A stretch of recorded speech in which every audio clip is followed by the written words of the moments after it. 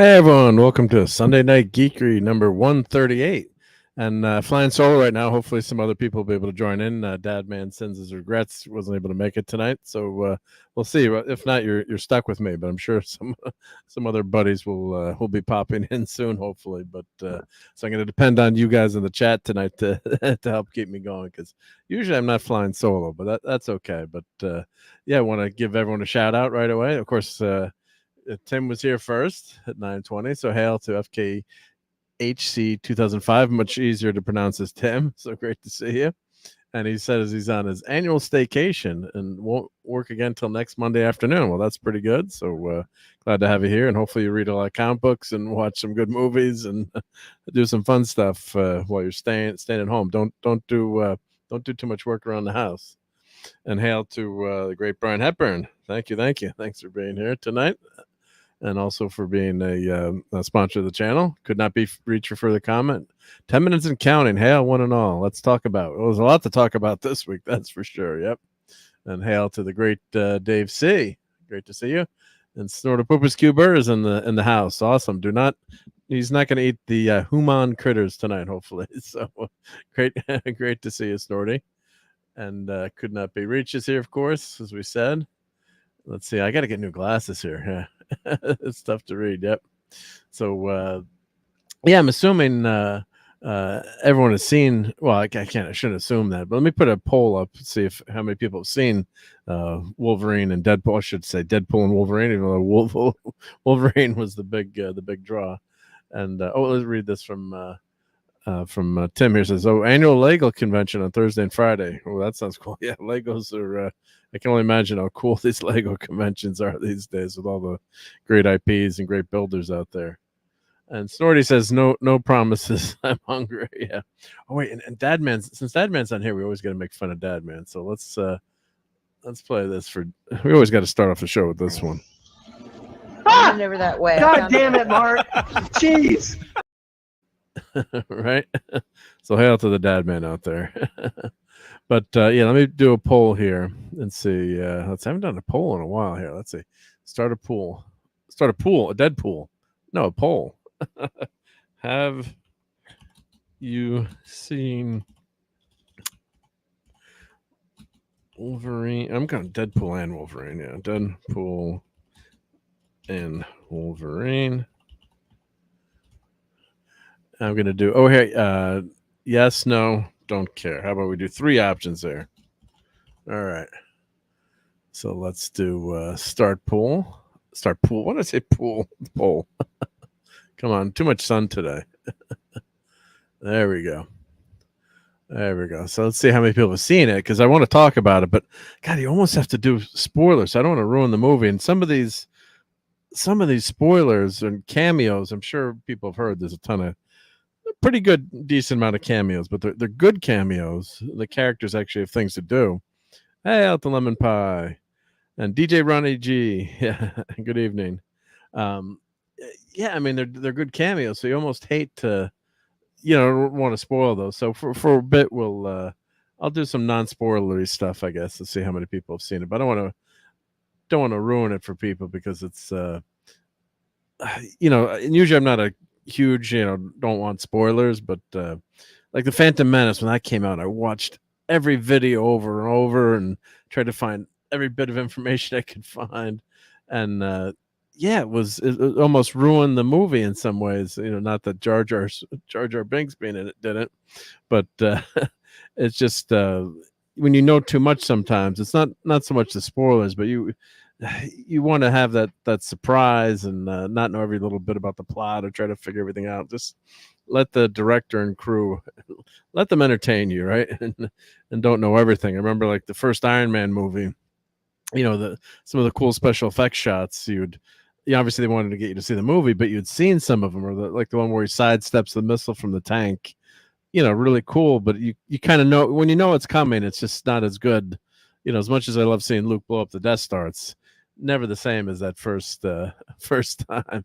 So yeah, it's something special. So, but I did really enjoy the movie. I did think it was a lot of fun. I mean, yeah, it doesn't have the it's not it ain't Citizen Kane in terms of the plot. And some people are rightfully saying it's a lot of plot, a lot of the MacGuffins, and of course Deadpool himself breaks the fourth wall and calls the the time whatchamacallit machine, I'll just label it, is a big MacGuffin. He's like, ooh, MacGuffin, which is famous. And MacGuffin is something that for those of you in Rio Linda, MacGuffin is a plot device that really doesn't mean anything per se to the movie, but it moves something to move the plot along that the characters have to find. The Maltese Falcon, maybe one of the more famous ones. Yep. And Tim is a yes, no, maybe. What's in it for me? Well, you're not going to get the popcorn container because, God, I went to the 3 p.m. Fan showing, and I figured, well, I didn't get there that early because there's always like a half-hour previews, and it's a 3 p.m. showing, even though it was sold out. I'm like, yeah, I don't have to, I'll get my popcorn, bucket. I'm sure they're not going to sell out, at the first showing. So damn you, AMC. So I got there, and I guess what the concession person was really nice. And so let me show. I'm sure everyone has seen pictures of this, but in a year there'll be $10 on eBay again, I guess. But let's make this full. Let's just do full screen. Here we go.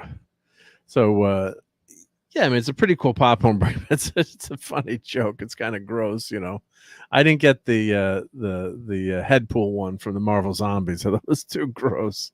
But yeah, so the Wolverine one was sold out. So what the concessionaire said, that was yeah, people coming in off the street. I guess they were selling the day before. Actually, I guess they'd gotten a shipment in. So I think like 10 people or 15 people in our sold out 3 p.m. showing, which was the fan event, and so sold out. So I was mad because I saved probably $30, I guess. But this was just an hysterical. It's crazy. The bucket is just so freaking funny. But yeah, and the person went back. I'm like, well, I should have asked her. I said, just give me a broken one. I should have told her. She's like, well, we have one or two back there, but they're broken. But I should have said, well, can you give me the broken one? And then all the drinks were sold out. So I guess that's a different popcorn bucket, but pretty cool. Yep. Oh, and E-Clay is here. Hail to E-Clay Thomason. Thank you for being here on Sunday night. Yep. No chance of getting those in Canadian land. Sold out preview night. God, yeah. Let's see here. And Tim says, yeah, I have talent on loan from God. Yep, that's yeah, because the Rio Linda reference. That's a inside Rush Limbaugh fan joke. So he'd always make fun of Rio Linda town in California. Yep. Let's see what Snorty says. One of my favorite MacGuffins of all time was the Letters of Passion signed by Charles de Gaulle in Casablanca, which would have been worthless in the Vichy territory. Yeah, that's right. I guess. Yep. So yeah, the MacGuffin really, it's not important, but it's focus of the plot. So so yeah, even Deadpool admits it's a MacGuffin. So I'll do non-spoilerly, but maybe like extremely minor plot spoilers. I like this bucket here. That's different. That actually looks like a real mask there. So I wonder what company that one is from. Let's see how to buy this one. Let's see. Oh, Alamo Draft House. Oh, that makes sense. Alamo Draft House. Oh, that's pretty cool. Yeah, the Deadpool. God, that's pretty well done. Yeah. And Cinemark reselling a Wolverine bucket helmet while supplies last. Yep. And all the drinks were up, but they're doing the right thing. They're giving the fans what they want there. So it's great stuff. Yeah. Wow. This Deadpool mask is pretty cool. I mean, I could 3D print one, but that's a decent paint job, and that would take like a day to print. So I should print some of these. Yeah, 130 ounce popcorn tin will be available for $15. Oh, that's a good deal. Filled with popcorn, or $25 empty, or $27 with popcorn. Yeah, not bad. Yeah, and AMC one is here. Yep. So, but yeah, it was. I could have gone the Headpool one, but I didn't. So designed by Deadpool, yeah. So yeah, that was a bummer. Yep. Yeah, I didn't do berserker mode like Wolverine there, right? Yep. I could have, yep, but I didn't. Yep. But yeah, it's so give a quick recap of the movie, from what you've seen in the trailers, and let me show some pictures of the picture. It's actually a good idea if I do the trailer. Let me go through the trailer, the final trailer, and show that. So let me search here: Deadpool and Wolverine trailer. Let's search that one out. Yep. Let's go through the official trailer because that's non-spoiler. Of course, I won't play it, but let me bring that back now. Let's do full screen and big in this. And what I do on these, usually I just do frame by frame, so we don't get the copyright people mad at us. But of course, it part of it is obviously a multiversal story. And Snorty says, "Send me $10. I'll send you a popcorn bucket shaped like an AMC bathroom fixture." Might take you up on that offer. You never know when you need a new bathroom fixture.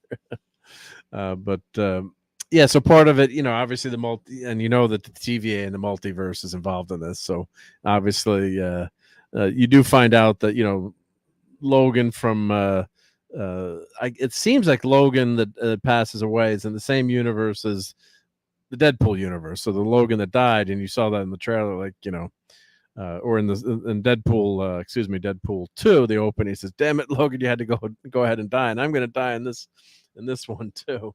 So yeah, so it seems like they're from the same universe. So what happens is obviously, something happens, and Deadpool's universe or his timeline is going to be wiped out of existence. Don't ask me why, for some silly reason, because Wolverine has died basically. So there's no anchor point, they call it, like an anchor point or something in the universe that can keep your universe going. So the TVA and all this mumbo jumbo, and that's minor spoiler, but yeah, it's that's basically the setup of the movie. So it's TVA garbage with the time travel stuff, which yes, I don't really like, don't really care about that much, but that's where they're going with this, the Marvel universe right now. So the plot is Deadpool's, to start with, has got to find he's trying to find a Wolverine to bring back, I guess, to his universe, or save his universe. And the TVA has picked him up for violation. So do you need to watch the Loki show? No, but let me put up the minor spoilers. This is what I'm not really gonna do. We'll do minor spoilers. So we'll see how many. Yeah, so 50% of people haven't seen it yet. So don't care 40. Well, I hope you care about what we're talking about. It. Yes, 10%. So yeah, so we'll do minor. We'll put up the minor spoilers. So ones that are in the trailer. So basically, the plot is Deadpool has got to find another Wolverine. So one of the fun things that they do, they show you all the various incarnations of Wolverine in the comics. So I'm not gonna. Yeah, I don't want to. I don't want to give any spoilers. So hey, Mario Kitty, great to see you. How's it going? And I'm actually cat sitting for these 2 weeks. My daughter dropped her cat off while she's traveling, so we're having fun with the cat. The first 2 days, the cat was hiding everywhere, would barely come out to see us, and now she's having fun coming out to see everyone. But yeah, I don't even want to get. There's some cool cameos, but I don't even want to spoil that. So not cameos, but just different variations of Wolverine, iterations of him in the comics, shall we say? That different get-ups and outfits, and yeah. So it's it could be a sport. It's their boom, boom, boom. Just different flashes of Wolverine and different costumes and variations and iterations, and it's just a lot of fun. So that's what this scene is referencing. When Deadpool is basically going through the universes, thanks to the TVA, and looking for because he stole a device, so he's looking for the right Wolverine for the job. and of course he comes across this version of Wolverine that becomes his companion throughout the movies. And I got to say that Hugh actually looks great in the costume. I think they did a great job with the costume. Deadpool 3 as well. Yeah, it's a lot of fun. It's a lot of fun. And people are picking up, the plot's not the best or this or that, but come on, it's a Deadpool movie, and it has its heart in the right place. And Hugh Jackman and Ryan Reynolds are great actors in it. I mean, lesser actors probably couldn't pull this off. Yeah. So whiskey bleep of the claws. It's quite common in Wolverine's over 40. I mean, that irreverent, adult humor is really funny. And the other thing they do, smile, wait for the flash.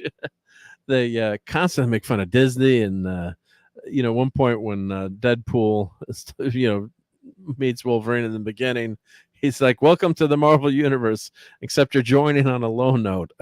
So they're completely making, and Moria doesn't have any complaints about it. Yeah, you can, I can hear what people are saying in terms of, the plot, but this is a movie. It's supposed to be a popcorn movie, a fun movie.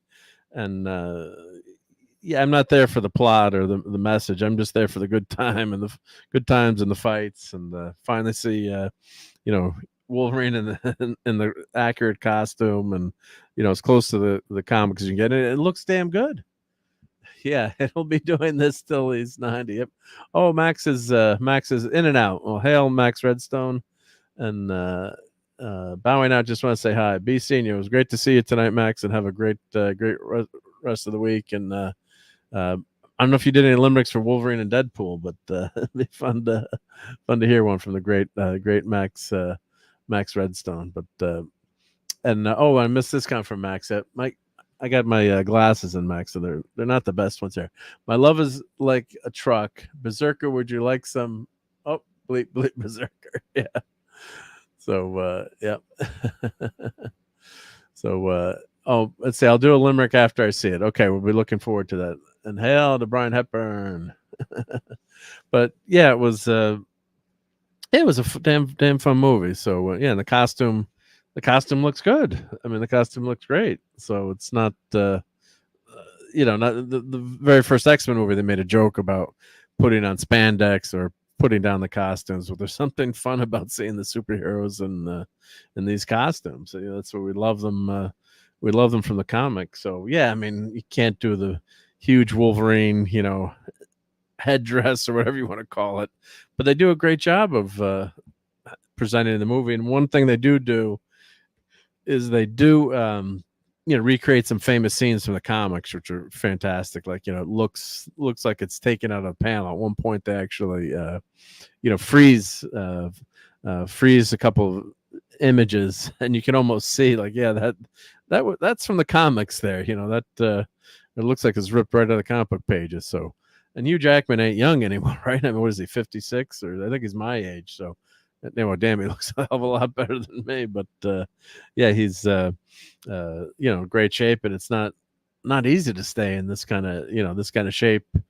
You can't look forward to that, all the time. Of course, he's getting paid the big bucks, but yeah, it's not. The older you get, it's not easier. And he's actually in better shape now than he was when he first started the role, in terms of all the I want to play that, all the muscles that he's got. So it's just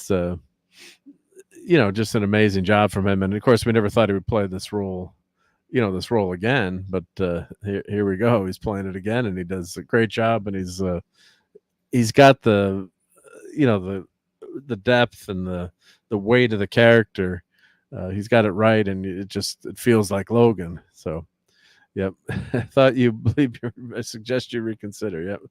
So, and of course, he's got his family, from Deadpool too, and he's Deadpool's irreverent, but his heart is there, and he cares about what he's doing. He wants to be a hero. So I think, was it the second movie he was trying to join? He's trying to join the Avengers, I think, in the was it the second movie or this one? I just watched all three movies together. So, oh no, that was this movie where he tries to start. Oh, minor spoiler. He's looking to join the Avengers, but he's looking like a lot of us were all looking for that path in life and where life will take us and finding our way. And he's kind of a lost soul in some kind of ways. So yeah, it's the movie's got a nice heart to it, a nice message on that front. So here we go. Here we're in the void. So this is the trailer. So this is Deadpool and Wolverine, arguing, and you always have to have the heroes fight. So of course, there's going to be a big fight scene here. And you finally do get them ripping each other apart, and just like you imagined, two characters with a massive healing factor.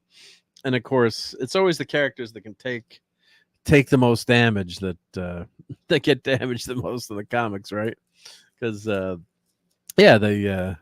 can take it, right? They can dish it out and they can take it. So you're getting the fight scene, and you do get a great fight scene here. And Jackman with the yellow and the blue, it looks really good. Yeah. So you've seen these clips in the trailer, but the fight is very well done. And Jackman's going to, because I don't know if there's a stunt double for Ryan Reynolds a lot of the time, because he's got that full mask on. But they both do a good job. And the quips, go bleep yourself. The quips back and forth are fantastic, and they're a mile a minute. And if you blink, you can miss some. And the other amazing thing is, they've got all these, scenes from the different movie, different. Well, of course, all the pop culture references, comic book references, and they're flying in and out. And they mentioned things that a lot of inside baseball to a comic book fan, and you could miss them too, or some of the stuff. And again, I don't want to ruin, we don't want to spoil anything that's going to, you'll enjoy in the movie theater. But there's some stuff that, our theater was sold out, and there were only a few of us laughing. My buddy was kind of this is a normie. It's like, why are you laughing at it? It's like, because, that happened in the comics or this or that, without spoiling it. But there's a bunch of those where maybe if you're a comic book fan or Wolverine fan, you're going to find out you'll be the only one laughing in the movie theater. One of the few people that'll get the joke if if you're a total comic book nerd. So let's go through the trailer. And of course, there's all kinds of stuff on the posters. Stan Lee is on the side of a bus and like a demolition cleanup. Of course, we should get some other, there's no Jack Kirby in there, although it didn't have anything to do with, Wolverine, obviously. But I'd like to see some Kirby references in there. And of course, the main plot is he's got to, he wants to save his family, right? So, it's, quote unquote, these are the people that are important to him in this photo. So that photo plays a role throughout the movie in terms of that's who he's fighting for. And this Wolverine has kind of lost his way. And of course, this is Liefeld's just feet. There's all these inside jokes and cameos and versions of Deadpool. And, famously, Rob Liefeld can't draw feet. So he's, of course, the creator of Deadpool. It was X-Factor, not X-Factor. Was it X-Force 97, I think. Number 97. I think that was the first appearance of Deadpool. Of course, I don't own that. My superpower is missing key milestone issues in my runs. I just try to avoid those. So just try to miss those more valuable books. It's much smarter. Yep. So, but I think I own almost all of that run, missing just a few issues. But of course, I don't have Deadpool's first appearance. But yeah, well, why would I do that when I can buy much more? New Mutants 98. Yeah, New Mutants 98. Yep. Why do I always say 97? That's probably because I own 97. I'm missing 98. That's why. So yeah, so that's a great day. The movie. I guess Disney doesn't get at this point. Disney wants to make money again, but I guess I don't know if they could review things but God, I mean the jokes about Disney were flying left and right, breaking the fourth wall. So yeah, that was that was a lot of fun, and I couldn't believe it how much fun they were making a Disney. Because the movies haven't been doing well, and later tonight we'll talk about, of course, the casting of Robert Downey Jr. as a version of Doctor Doom, and the news on the some new news on the FF movie. So now this was a brutal fight scene towards the beginning of the movie. The TVA people, and I won't say what Deadpool's using as a weapon, but it's pretty irreverent and pretty pretty bad. Yeah, and the villain was well done. And what was the actress's name? So it's Charles Xavier's sister. And I think I'm trying to remember her first appearance. I think it was 2001. So I think, and the way they explain it, she had it's Cassandra. Let me look up her first appearance. The actress was really good, and I think it was first appearance, New X-Men 114, July 2001. That's it. Let me pull her wiki over here. So that's that famous cover, where they have the X's that kind of like Deadpool wore in the second movie. So so she was stillborn. So most people don't really know that much about her. She's not a major character, but I would say, but in terms of X-Men lore, or I should say more recent, obviously more recent character last it's 23 years ago. So she's a villain, yep. So well, of course, in Genosha. So now she's more prominent in the story. But the actress did a nice job.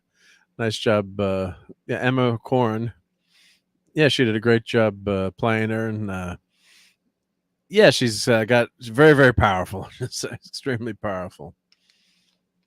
So so she's the big bad in the void, and the TVA is sent her into the void. So, but she's an interesting villain in the movie, and very, very powerful. And there's some great, of course, not going to say it, not going to do it, but there's one cameo in the void that everyone went crazy over, and it's just phenomenal. That cameo was just so good, the reveal, and in Deadpool fashion, it was fantastic. So that first cameo was just some amazing amazing stuff, and I won't say anything more about it because we don't want to ruin it.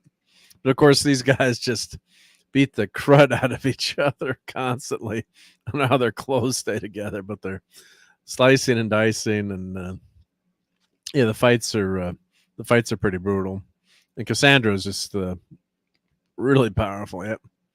So that's a great shot. Yeah. let's go. LFG. Yep. So some great stuff here. Yeah, and some great comic book scenes here where you could imagine this ripped out of the comic.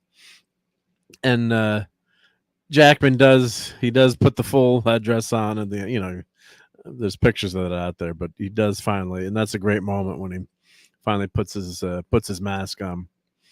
That was the one thing, yeah. And then cocaine is the one thing that Feige said is off limits, is a running joke. They could do anything, and he's keep this family friendly. I won't list anything else, but they that was just running jokes. Like Feige said, everything's off limit except one thing I can't talk about is cocaine. So then Blind Al comes up with all these names.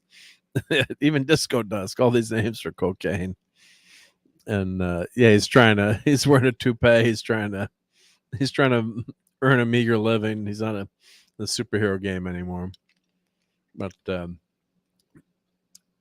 great job with all these cameos, and it's a fun it's a lot of fun, this movie, and some people are saying it won't hold up that well, but I think it will. I think it's always going to be a fun movie because of how great Jackman is in this role. And he's got this one scene where that's a gross popcorn bucket. Good, I'm going to show that. Popcorn buckets have gone nuts. And then of course there's a lot of homoerotic humor, as my friend Geary would say. But it's all in, it's all in good natured fun, right? It's all, yeah. Disco does. That's a good one. Yeah, Studio 54. Yep. So yeah, it becomes a buddy, a buddy cop film in some ways. That old cliched kind of movie, but when it's done right, it's just really well done. And good cop, bad cop. Wolverine's it's amazing to see. Yeah, Wolverine's the responsible one. Yeah, Wolverine's known as the berserker, the out of control person, but he's the more responsible person here. And but the action's a lot of fun, and yeah, there's a ton of different Deadpools, so you can imagine the multiverse. The only thing I gotta say that happens is that doesn't happen. A lot of us were conjecturing, or a lot of people had the conjecture was that they're going to do this to bring the X-Men into the Marvel Universe, and XYZ is going to happen. Going to bring back Tony Stark. Hey, Brogu. Deadpool and Wolverine is an awesome movie. I give it a 9 because I've been waiting for a good movie so long. I might give it a 10. Extra point for that. Well said, Brogu. Well said. Yep. Yeah, it was an uplifting movie. I mean, and Deadpool acts like a hero. He's got a hero's journey. So even the kid in Deadpool 2, the Fire Fist character was an annoying, kind of not likable kid, as Tom was talking about. We were talking about a little bit last week, which is true, but Deadpool still does his best to save him, and he does save Cable from that fate. His house, his house getting burned down and family killed. So even though the kid, you might not like the kid, I think that actually worked. Maybe, Brogu's not feeling well tonight. Well, everyone put a B in the chat. Hope you feel better, Brogu. BB, better Brogu. Hope you feel better soon. So that stinks. But yeah, it's not easy to put all these characters together in this movie and have it work, and they do get it done pretty well, I think. So, but yeah, so but the one thing, getting back to they don't reset the Marvel Universe, and Deadpool, he always he refers to himself as Jesus, the Marvel Jesus. He's gonna save the universe, or save Marvel, which is hysterical. But the way Reynolds delivers it is classic. So it's just none of that. All right, minor spoiler, that doesn't happen. So you're waiting to see, they're going to pull the X-Men into the 616 universe, which is the standard Marvel universe. That doesn't happen. You're waiting for that, and you're like, when's that gonna happen? And you're like, nope. How are they gonna pull the Fantastic Four? And we'll talk about the Fantastic Four in a second too. But I was hoping, you're thinking, well, maybe that's what they'll do. They'll consolidate the universes, or pull the the other people in. So I still don't know how are they going to do the how are they going to pull the FF in? How are they going to pull the X-Men into the Marvel Universe? I mean, they got to have something, right? Where it pulls them in. It's like, where have they been all along? I mean, the Eternals movie, which we can't, most of us couldn't stand, comic book and Kirby fans. They have this big celestial just up in the clouds, standing there. It's like no one references it. And I just saw some news saying that Eternals 2 is not going to happen. It's a big surprise, but we're not going to throw more money away. But I don't know if that's confirmed or not, or just a rumor. But it wouldn't take much to predict that there's not going to be another Eternals movie. But where were the Eternals when Thanos was destroying half the population? Because the whole premise of the Eternals was they were supposed to they needed humanity to grow and grow, and that grew their power. So you think if someone wipes out half of the planet, half of the galaxy, or half of the universe, they would have shown up to do something. So that's when you have when you try to retcon characters in, that's when it becomes difficult. So yeah, so that's the yeah. I hope I saw some tweets, so I don't know how accurate it is, but I hope it's accurate, because I don't want to see another Eternals movie. I definitely won't go see it. I mean, maybe I'd watch it on streaming. Wakanda Forever, I had to turn it off once Namor showed up. I'm like, I'm going to try watching it for a few minutes, and I just had to turn the damn thing off. I couldn't take it when I saw what they did to Namor. And yeah, it was just a big depressing bummer. So I'm like, I've got Stargirl to watch, or Babylon 5, or I started watching Firefly again. So, and of course, there's not many episodes of Firefly to go through, but yeah. So that's the one thing they didn't do is, we got the joke that Moira said. Of course, yeah, you're gonna keep Hugh Jackman. You keep him doing this till he's 90. God, you could do Old Man Logan, coming up. I guess they could do a great version of that if you wanted to. The Mark Millar story, God, is that like 10 years old now? But I would definitely, if you haven't read Old Man Logan, find the trade paperback for that, or find the digital. It's a great story, great Elseworld story that, of course, they rolled into the main Marvel universe, because then they killed off Wolverine in the Marvel universe and brought the Old Man Logan from Old Man Logan into our universe, in the 616 universe. But that's the way. Now, of course, Wolverine is alive again, of course. So can't kill off Wolverine. And he's too big of a moneymaker, right? This is probably I don't know, do you guys, I think probably say Wolverine is the most, even more popular than Spider-Man, maybe, in some ways. It's close, 1-2, Wolverine and Spidey, I would say. The 70s, my buddy Ben Grimm was doing pretty well, very popular, had an animated show, which we don't really want to talk that much about. Thing Ring, Do Your Thing. Come up with some better alliteration there, guys. But yeah, Ben Grimm was very popular in the 70s, and then once the X-Men were I shouldn't say rebooted, but I guess in some ways you could say rebooted the X-Men. Continuation with some new characters, that reworking of the X-Men. That was some of the best comic books I've ever read too. So if you haven't read that original run of X-Men, read up to X-Men 1, in the 90s up to about 150. You can keep going a little bit further, but that early run is just magical. Cockrum, and then later John Byrne. X-Men 133 was probably one of the more definitive, probably an early definitive Wolverine story, where he's in the Hellfire Club and on his own and kicks ass. So that let me show pictures of that book. So yeah, if you want a kick-ass Wolverine book, I've got a nice copy, a pretty decent copy of this book. Go read this one. I mean, just, you can see he's in the Hellfire Club. He's just slicing. He's slicing and dicing. He's the best at what he does, and what he does isn't very nice. So I think that's one of the really groundbreaking comics, and really helped Wolverine take off as a character, because he was kind of a side. He's popular, but supporting character. And I think this one really became an amazing showcase of his abilities and how nasty he could be. So very important comic. So check out Uncanny X-Men 133. It's a classic. Yep. And of course, the other book that I would read would be the Wolverine Limited series.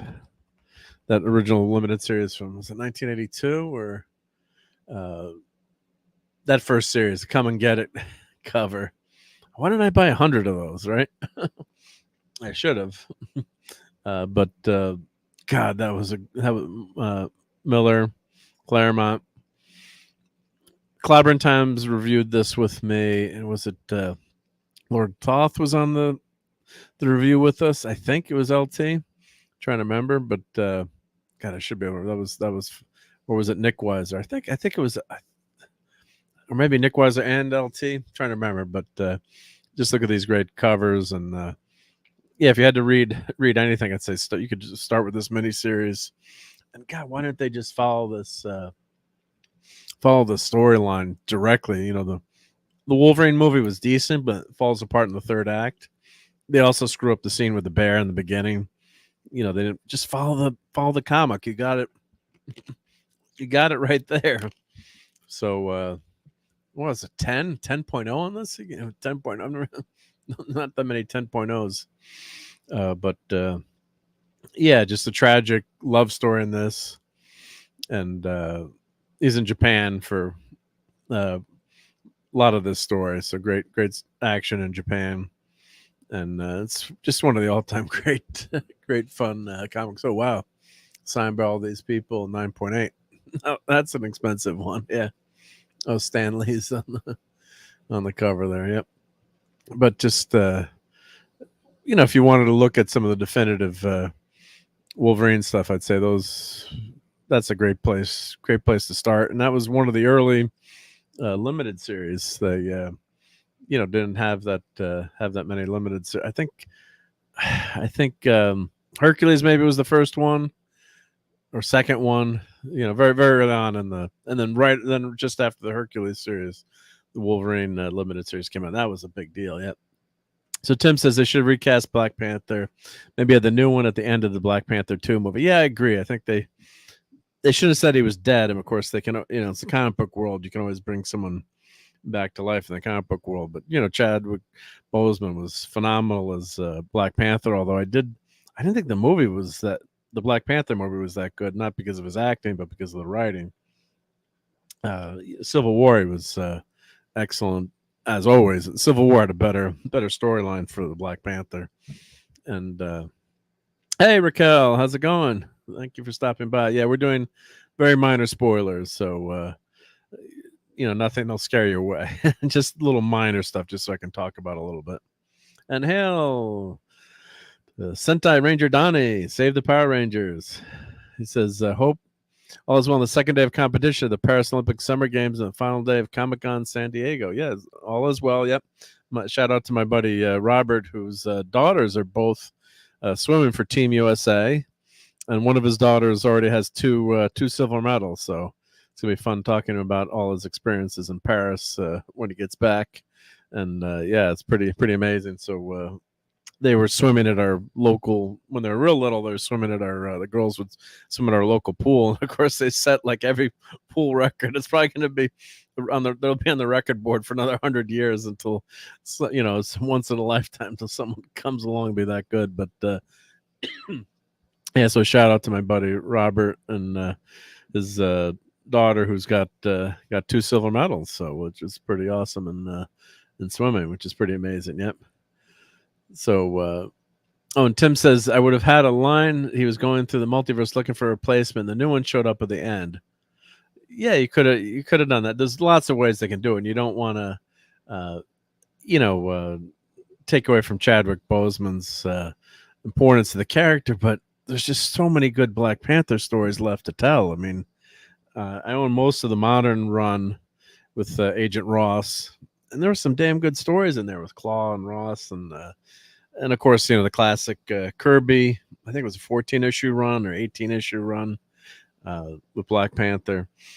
Yeah, and of course all the FF stories. So there's a lot of stories to tell, and Shuri is just, yes, she did replace Black Panther in the comics, went missing for a while, and she was his replacement in the comics. So yes, I guess technically that's comic book accurate, but yeah, it's not Black Panther. It's the same. I love Falcon. Growing up as a kid reading Cap and Falcon just doesn't do it as Captain America. I mean, it's Captain America is Steve Rogers. I mean, there's been many replacements for Cap over the years, USA agent, and of course he's gave up the mantle of Captain America for a while, but it's still Steve Rogers as Cap. So yeah, it's it just doesn't. The comics, I read all those comics with Falcon as Cap, and they were just horribly written.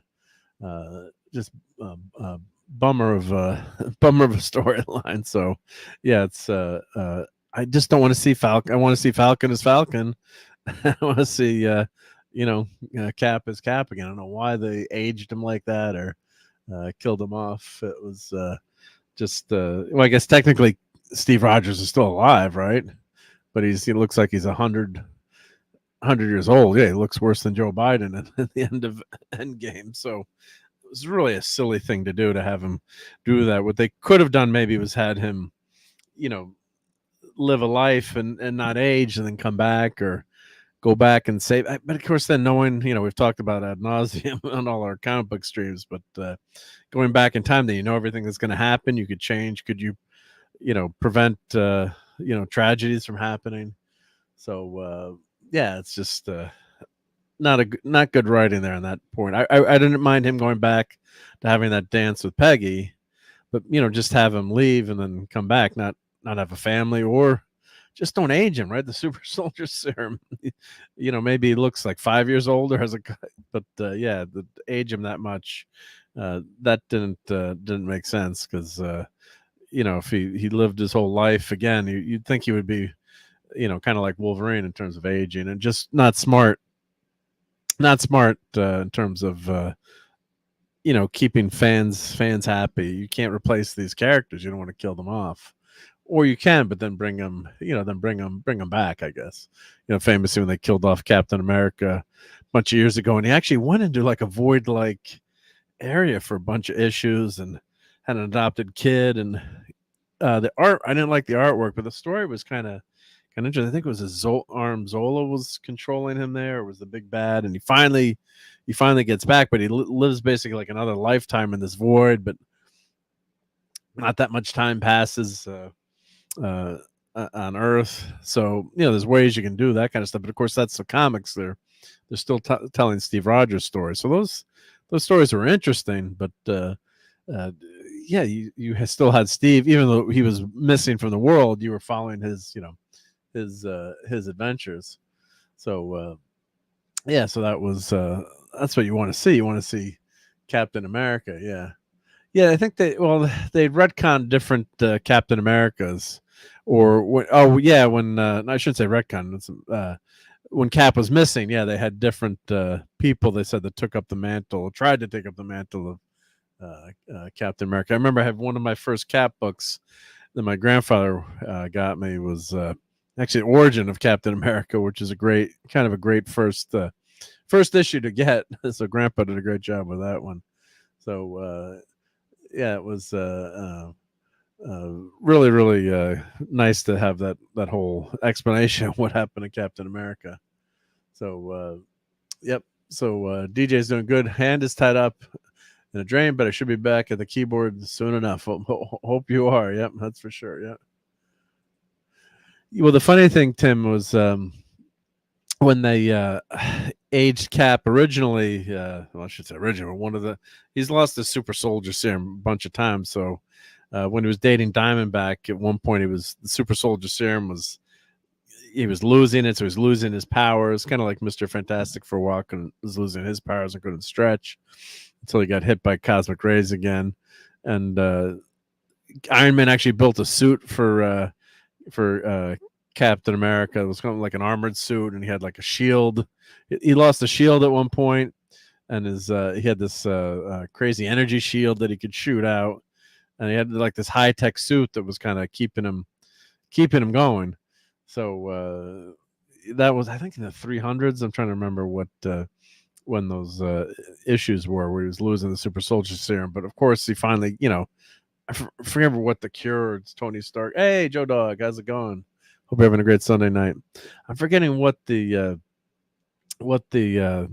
cure was, or obviously somehow they Tony Stark or a transfusion or something. They got the super soldier serum working again, and Joe Dog saw it and he gives it a 6 to 7 out of 10. Yeah, so I think that's it's a C, I guess, if you're going grade wise, but yeah, I did really enjoy it. I had fun with it. Yeah.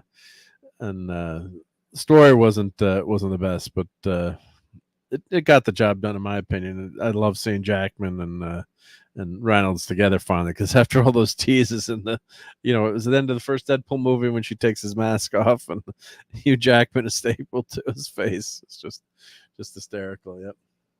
Yeah, the TVA. I hear. Yeah, I did say that earlier. I hate all the time travel stuff and the TVA and that. And it didn't end up taking us anywhere, unfortunately, too. Minor spoilers. It didn't reset at least if they're going to do that, reset the universe or bring the X-Men in or tease the FF. You didn't get anything like that, unfortunately. Besides, the TVA done with Simonson and the FF was fun in that storyline, but it's just such a wackadoodle idea. You just want to pretend that they're back there, but you don't want to see them all the time. And of course, like at one point it's like, am I in trouble for going back in time and saving my girlfriend or doing this or that? Like, no, you're not in trouble for that. It's for something else, and you find out. But the TVA is an annoying. It's just an annoying concept because of all the plot holes that it can open up. And the concept in and of itself is not bad, but it's just the whole multiverse and watching over the multiverse. If it was just like a time cop agency, was there a movie Time Cop where they're stopping people from time traveling, that would be different. But with all this with all these multiversal, different universes that are protecting, it's a brain drain and annoying. But I did love the characters and their interactions, the chemistry. The chemistry is great between these two actors, and really well done. I don't think Taylor Swift's in the movie. That's a funny picture there. But the TVA is an annoying factor in this movie. Let's see, we got some fun. All those fans there. That's is that them? Set photos reveal a cameo suggested major sport. Yeah, there's a ton of fun cameos in this one, like we said. And Joe Dog. Yeah, I'm sure you enjoyed some of those probably. Of course, yeah. And we have a dog. We have probably not the best looking doggy in the world. Doggy Deadpool. Yeah, this plays a fun role in this movie. So pretty hysterical. But we didn't get any of those major resets in the universe that we were hoping for. Oh yeah, getting back to the Captain America losing his power, and I think powers, and the most recent time when he lost his powers, I guess they just said the super soldier serum was going away. He started aging, and let me see if I can find some pictures of it. Let's see, old Captain America. In the I don't know. That's not the best search. Here we go. Okay, so in the beginning, they aged him to like this old 80-year-old man. He's walking around with a cane, and then gradually, as the series went along, they kept drawing him buffier and buffier. It's like he's the only 90-year-old with a six-pack. Like I think I was reading this in my 40s. I'm like, I never had a six-pack. I maybe had a two-pack at best. And they keep aging. In the beginning, it was extremely frail. He couldn't do anything. As the series went along, they kept making him stronger, look stronger and stronger and stronger. I'm trying to say that this first issue here, here we go. Old Steve Rogers, young again. Yeah, so that's it's pretty buff for an old dude. Yeah, but the comics is quite different. 10 years ago now. Rick Remender and Carlos Paccio, Captain America won a battle against the Iron Nail. During the battle, the supervillain was able to drain the super soldier serum from Steve's body. Without his body, aged rapidly to catch him up to the age he was supposed to have. Not an old man, Steve appointed Sam Wilson as successor, but he didn't retire. Instead, Steve then became one of the leading figures of S.H.I.E.L.D. and continued to fight the good fight. This time as an old man would then come to an end in 2016 Avengers standoff crossover event. So they finally get somehow they get the super soldier serum back, but he restored Steve Rogers, the young super soldier. Yeah. So, but let me see if I can find a picture from this issue. They made him so old and frail, but then they do bring him back, as we said, to full-fledged Captain America. So there's ways you can do it. Yeah, TVA Tennessee Valley Authority System. Yep. And I've read some of John Byrne's Superman this week. Best Superman artist in comics. A lot of people. I do love John Byrne, and a lot of people love his artwork. Although our dear departed buddy Clobberin Times could not stand the Byrne run. I don't think it was so much the art; it was just the story and what he had done to Superman. Or the plot, I should say. Yeah, it was. When the late great Marc C, they would argue over, because Marc C loved the Superman by Byrne. So that was a big bone of contention between the two of them. Yeah, let me see if I can find this Captain America 22 just to show you, because it's just fun to see how frail they made him. I think it's volume 3. Let's see, Captain America. Let's see if I can find it. Yeah. But yeah, it was just crazy how frail they made them, and how they kept building him up again. Well, there's too many Captain America titles to find here. Let's see here. It's a bazillion Captain America. Let's see, Captain America. If I put in Captain America 22, let's see if I can find. Nope. Though that doesn't work. Come on, data. Where's when you have AI? You need AI to find stuff for you. It'd be much easier if that actually worked, right? Yeah. Captain America Core. I'm looking at the list here. Oh well, but it would have been fun to show. But basically, he's they bring him back, so they do it the right way, where they age him, and then they bring him back to the Captain America we know and love, right? So let's see here. Yeah, how could I not find Captain America on this list here? Captain America and the Falcon. Nope, that's not what I want. Oh well. Anyway, you guys get the idea. Let's see. Close this one up. So yeah, Steve became the buffest old man in the world. Yeah.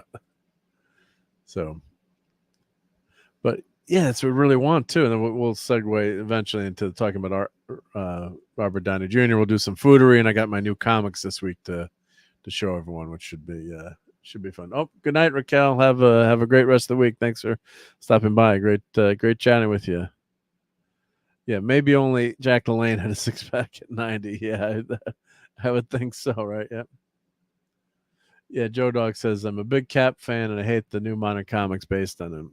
Yeah, this storyline is 10 years old now. So, so they sidelined Cap and had Falcon as a replacement, and those books were not good. But in the comic book world, it's easy enough to retcon something or just come up with an explanation. Boom, we've got Steve Rogers back. And these actors can't play these roles forever too, right? You age after 25 years. How long has Jackman been doing this? You just physically can't. At some point you got to give up, and you can't do it. So like is that that's old Cap there. Yeah.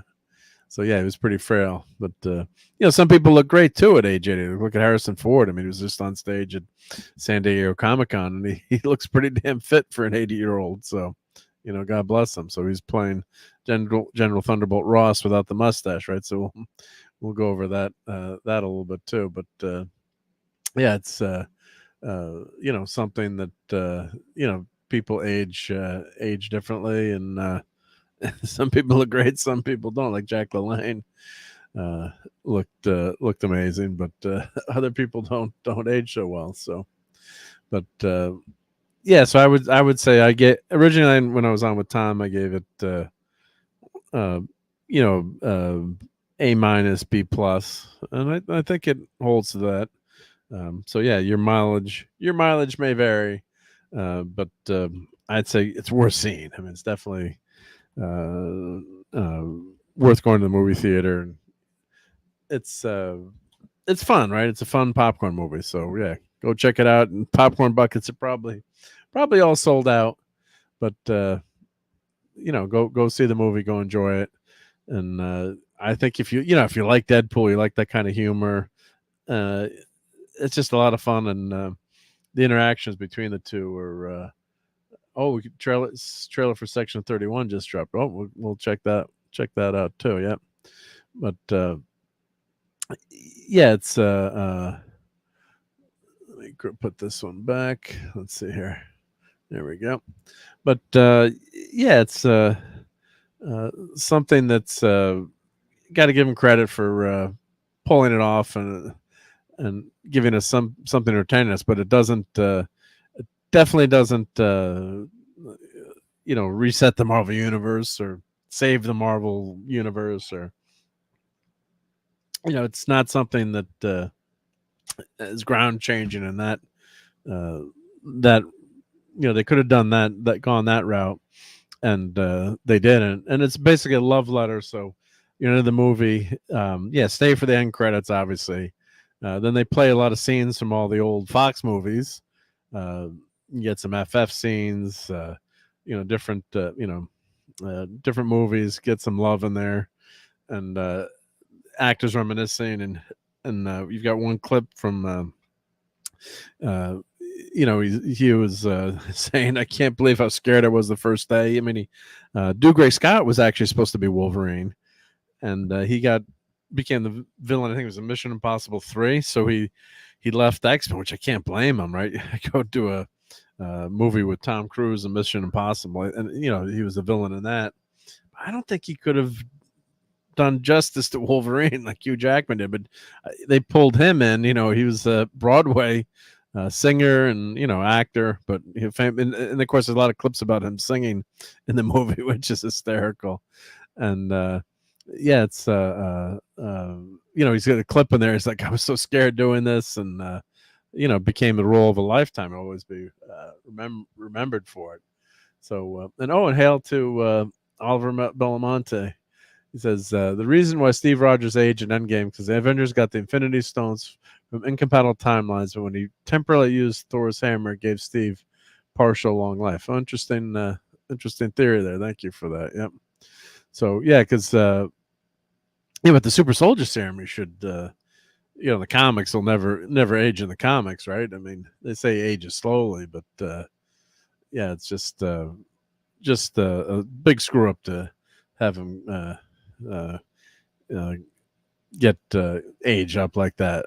And of course, one of the jokes was, and I agree with you, Joe Dog. Star Trek's been dead for a while now, unfortunately. But I still check out the trailer. I was thinking of George Burns. Yep, great George Burns. Yep. Yeah. So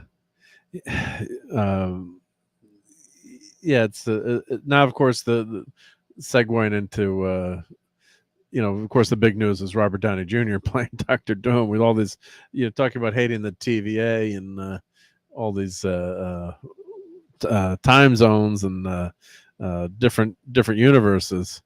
So it was now they're pulling this with Robert Downey Jr. instead of bringing back or characters that we love or finding a way to bring them back. The big reveal at SDC was Robert Downey Jr. is going to be in the Avengers Doomsday movie, I guess, and then the next movie is what was the next movie? The next movie is Secret Wars. Yeah, so they're doing Avengers Doomsday and then Avengers Secret War. So they're pulling in our Robert Downey Jr.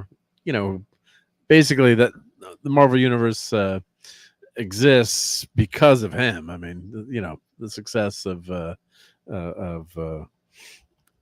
him as Iron Man you just can't say enough about it, right? I mean, it's just an amazing actor and an amazing story, and just something that's go down in history in terms of how successful a role has been. So yeah, I think that they're going the wrong direction with this one. I think, why aren't we getting proper Doctor Doom, right? So I'm assuming this is a variant. At one point, Doctor Doom, when Iron Man disappeared for a while in the comics, Doctor Doom, quote unquote, became a good guy and actually became Iron Man for a while in the comics. I'm trying to remember the name of the titles. Was it? Let me Google it. Doctor Doom. Was it Invincible Iron Man? I'm trying to remember the name of what did they call it? Yep. So it was Infamous Iron Man. I got the I right. Yeah. So it's, and I think I've read most of those and own most of those. So yeah, it's fan, it's a fan switch, fan service, I guess, or bring back RDJ. Yeah. So here's Doctor Doom as Iron Man. So that was an interesting take when Tony Stark had disappeared or was lost for dead. So yeah, so how does Tony Stark become Doctor Doom? So I'm assuming this is an alternative universe storyline. So yeah, it's I just don't like this direction. So hey, Polly's Minion, how's it going?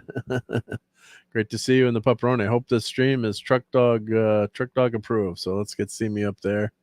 Everyone check out Polly's Minions. Great channel, a lot of cute shorts with See Me the Truck Dog. So let me put her link in the chat. Of course, it's down below, but let me throw that up there so everyone can follow her, like, subscribe to her videos. Thank you. Otherwise, I'm going to send the Truck Dog after you. Nah, Sammy wanted her to fly, it looks like. So hope you're having some safe travels. And if it wasn't for truckers out there like Polly's Minion and See Me, yet we wouldn't have anything. Wouldn't get stuff from Amazon. I wouldn't get any new comics. Well, maybe that's not such a bad thing. Just kidding. And Steve Rogers is only 39, like Jack Benny. Yeah. And my mom would joke, how old is like, Mom, you can't say you're 29 anymore when I'm 39,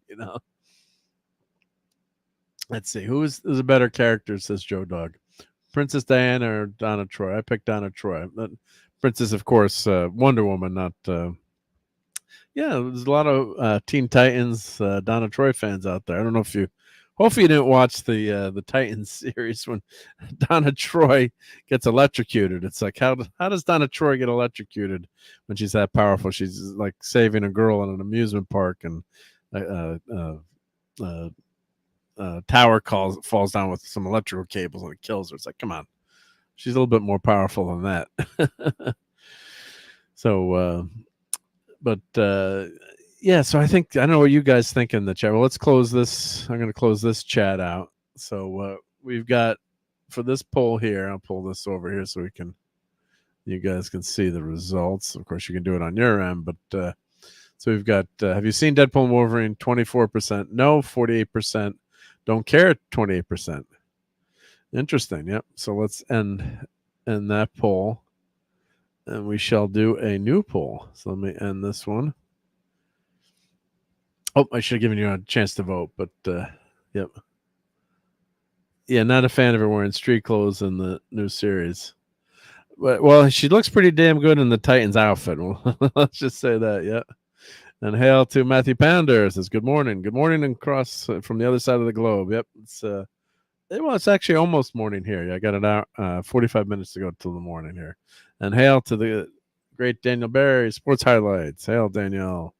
Great to see you. Says, yo. Thank you for spending some of your Sunday night with us. Or Monday morning, I guess, depending on what side of the planet you're on. But yeah, Donna Troy is looks pretty good in some of when she's finally in her costume. Yep, she's looking pretty good, as well as Minka Kelly. All right, so let's do a. I always do screenshots of these polls. So let me do a screenshot here, and do a screenshot of this poll here. It's always like, I don't know where. I think they disappear into the ether. I guess if you go rewind your playback, you can find them. But I like saving everything, so I've got a stream folder where I save everything. So I can see what the polls were. Let's put in my stream photos. There we go. So let's do a new poll, and let's see. Start a poll. Do you like Robert Downey Jr. as Dr. Doom? Yes, no, I guess, right? Yeah. Let's see. Or how about go away now? Just for fun. Yep. All right. So here we go. There's a new poll. Do you like Robert Downey Jr. as Dr. Doom? I can't vote, but I would vote no. My vote is a no on that one. I don't like, if you had Dr. Doom as as an established, the real Dr. Doom, right? Not a Doom bot, not not Christoph, his adopted son. It's like, let's have actual Dr. Doom, Victor Von Doom, with that relationship with Reed Richards that we know and love or hate, but that's the Dr. Doom that we want to see, right? So this, maybe if they'd done this as stunt casting down the road, as a replacement, or fun Elseworlds character, yeah, that I wouldn't wouldn't mind so much. But don't start off with this. I mean, why are you starting off with this as a character? Yep. So yeah, it's just something that's I just don't like it. I mean, I love Robert Downey Jr., but then he's going to be a snarky Dr. Doom. I guess it's not going to be. Well, it really isn't Dr. Doom, right? I mean, it's just a version of Dr. Doom from another universe. So it just don't. There's going to be a lot of hype. It's going to make a lot of money, but we should get Dr. Doom in the FF movie that Clobbertines produced, right? That was in charge of. I just don't get why they're going this route. And well, I do get it, right? It's money, and the Marvel Universe has been failing. They haven't had anything good for the most part. And although, yeah, all right, Deadpool, good movie, but it's almost like considered as a Fox Fox movie. Even though it's made by Disney, but how many drugs do I need to take to watch this Doom? No comment. No comment. Do not take any drugs unless prescribed by your doctor. Go ask your physician. Yep. So Doom will never take off his mask. Doubt that'll happen in this. Yeah. Well, famously, Jack Kirby said Dr. Doom just had one little scar on his face, but he was such a perfectionist, such a psychotic, that he it's just that one scar that he feels his face is ruined. So that's one theory about what Dr. Doom looks like under the mask. So yeah, it's most of these superhero movies he's taking the mask off left and right. So at least Deadpool usually leaves his mask on, which is good. Yep. And hail to RobAltis. Doomcock as Dr. Doom. Yeah, that would work, right? That would be pretty good. Yep. Wouldn't mind that. Yep. So I'm trying to see if I can find an article that let's see, the Guardian, maybe. Let's see. Do Hollywood Reporter. Stunning news came during Marvel's panel at San Diego's Comic-Con. Yeah, I'm sure it would be fun to have been there and to see that happen, but in a multiverse melting surprise, Marvel Studios revealed that its most bankable star be coming of MCU retirement for a pair of Avengers movies. Robert RDJ is set to return to the film franchise as a classic Fantastic Four villain, Doctor Doom, for the newly titled Avengers Doomsday. But wait a minute, isn't Doctor Doom? What did you just say? Why isn't he in the Fantastic Four movie? Damn it! What's going on here? So, being one of the biggest movie stars in the world after launching the MCU with 2008's Iron Man, like that seems like a galaxy far, far away at this point. His work helped propel the MCU to become the highest-grossing film franchise of all time. Was handsomely rewarded, earning $50 million paydays in the process, and he deserved it, right? He put seats in the theater, right? So he did get people to go out and see his movies. Yep. So 2019 Endgame was his last role when he died saving the universe. So it's been a challenge for Marvel to find a protagonist to replace the large hole left by Downey, giving Saturday's announcement all the more meaning. Yep. So new mask, same task. So I'm just trying to see if they say. I guess we're not going to know anything about it in terms of spoilers or plot line for a while. But we're going to bring Victor Von Doom to the screen. He's one of the more complex characters in all of comics, and this is potentially one of the more interesting characters in all of fiction. They're going to need the greatest actor in the world. But yeah, is it going to be Doctor Doom, or is it going to be Robert Downey Jr., Tony Stark as Doom? That's what I'm wondering. So yeah, if it's and I don't want him playing Doctor Doom because he's just so iconic as Iron Man. It's just not something I want to see happen. So because he's just got that snark, and I don't, unless you tone it down, does Doctor Doom? Yeah, he's looks down on everyone, but not with a sense of humor. So I mean, the Russo brothers are fantastic directors and did some of the best, Winter Soldier, some of the best Marvel work. So, and the move comes about the record-setting opening week for Deadpool and Wolverine. So they did, of course, yes, Captain America: Civil War, which is fantastic. Winter Soldier, Infinity War. It's just great actor, but I don't want to see him in that role, especially if he's actually playing Victor Von Doom. I mean, that doesn't make any sense to me. So let's see what Tim is saying here. But part of him snapped in another universe, and that one is Doom. Yeah,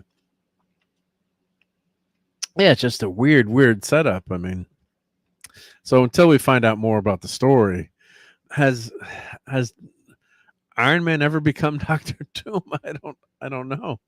I don't think so. Let's see here. I mean, there's some of the best Iron Man comics, though. Iron Man 150. Is it 150 where he's fighting Doctor Doom? Yeah. So this is considered actually this is one of my favorite all-time comics. This is just an amazing comic. So Nightmare. If you haven't read this, so they go back in time, Doctor Doom, to King Arthur's realm, and Merlin's in a flashback. So, and this is of course the great Bob Layton is on this as a writer, Dave Michelini and John Romita Jr. Some great artwork by Jr. in this. So, just a fantastic issue. So, talking about an issue that you should read. check this issue out. So it's Iron Man 150. Every comic book fan should read this one. It's an all-time great, all-time classic, and this would be a great. I think we had talked about reviewing this. I get bummed out every time I think about it. Obviously we always miss our buddy Clobberin times, but that was one of the issues we talked about doing, or having D. Bud Martin, the Man of Iron, review this with us, or him and Clobby together. But that was one that we always had talked about. One of the all-time great. And I think Iron Man 250? Excuse me. Let me see if it's 250 also revisits. Was it 250 or an annual? Yep. Okay. Yeah, my memory works. My memory works sometimes. So this was another favorite issue of mine. So it's the year 2093, and Iron Man must team up with Doctor Doom to save Camelot. So Merlin, King Arthur, Lady of the Lake. It's another takeoff on that great story. So they go to Earth 8912, London, the year 2093. Just so reoccurring nightmare. So they, instead of going in the past, they go in the future in this time, in this issue, and it's just another phenomenal comic. When you read it, sometimes, the story is a sequel to Michelenni's Iron Man number 50, which the issue mentions both literally and stylistically, starting from the first page. You just read it, and you're like, "Damn, that was a great comic. That was awesome." Yeah.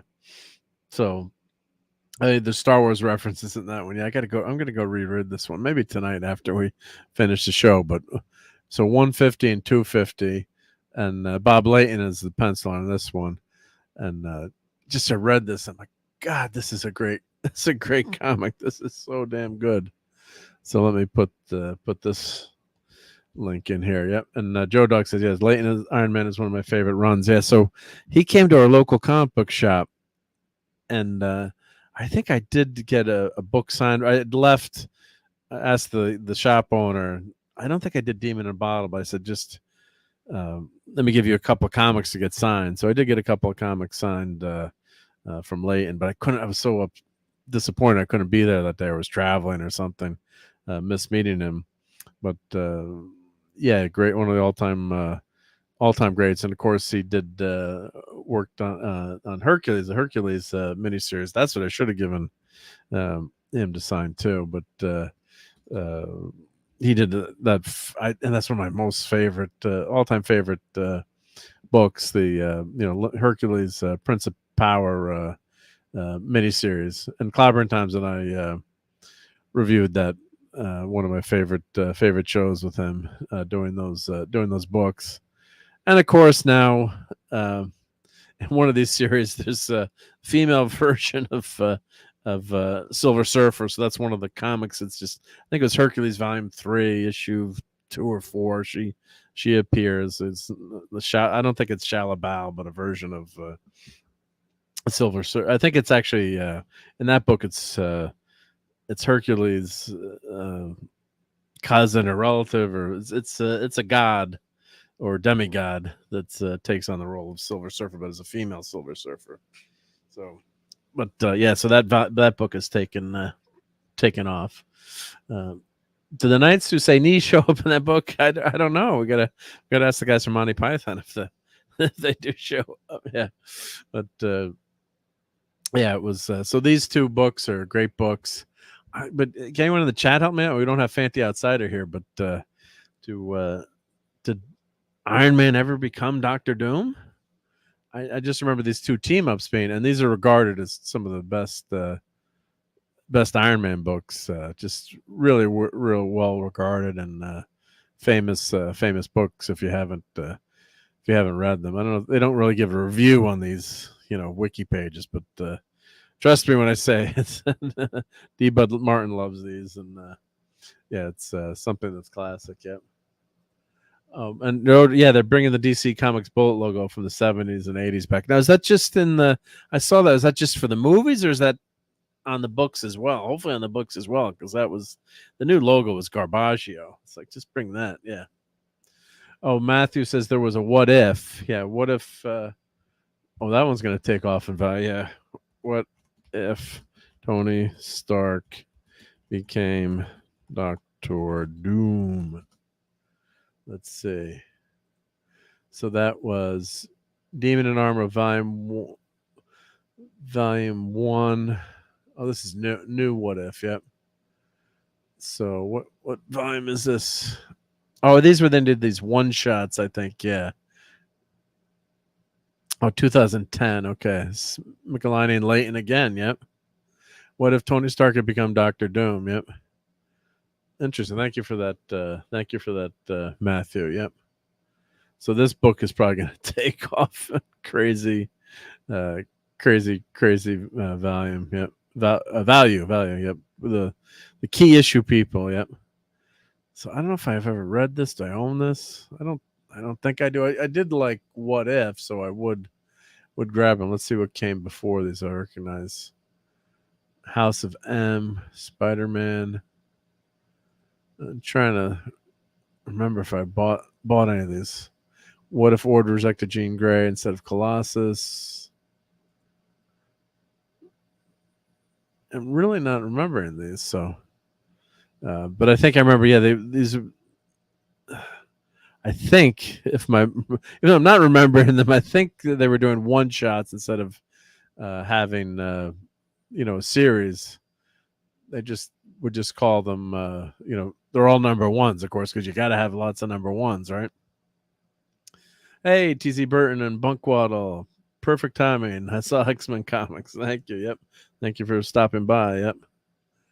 And let's see. Hail, Mark. What's going on with RGJs? That's what we're talking about now. Yep. Bunkwaddle has a few of the old What If comics. Yeah, that first volume of What If was phenomenal. Yep. Great stuff. Yep. So let's see. Secret Invasion, Volume 1. Do they list all the books here? Or I guess you just got to go in order.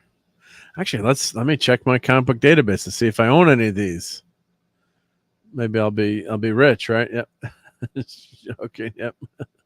I usually miss the ones. Like I said, my superpowers is missing the classic or the key issues. Yep. But so check out the poll, guys, if you want to check that out and vote in the poll. Let us know what you think Robert Downey Jr. is as Iron Man. But I'm confused as to what Iron Man he's playing and why it's not in the FF movie, which is probably going to be Garbaggio anyway. But let's check What If here. Let's go to What If here. Let's check this out. All right, so you can do a search here. So this is Comic Base, which is my go-to for my comic book collection. So let's do a search here. What If? And the problem now is there's so many volumes of everything. So this is What If Volume 1, the classic. What If Spider-Man joined the Fantastic Four? Then we got Volume 2. And we got Volume 3. And then they started, that's what they were doing, these just what if they weren't solo issues. They were just all number ones. So let's see here. Nope, I do not own that. And that one's worth $10 right now. Let me see if I hover on the cover, which you can see. When you can do the value, insert value graph.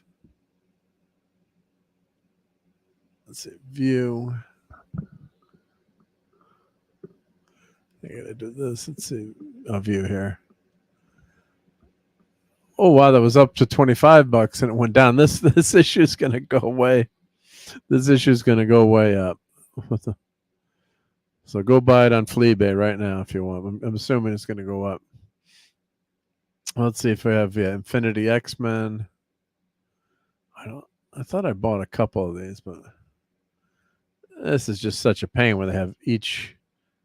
It's like, can't you just do series? Why do you have to do them all number ones? Well, we know why they do that. They all make them all number ones. Yeah.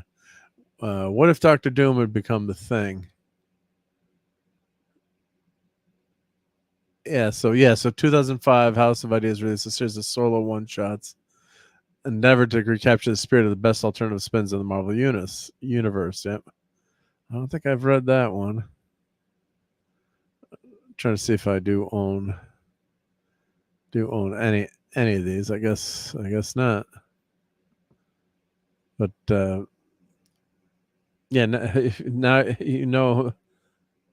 if you have them, they're $10 more. Yep.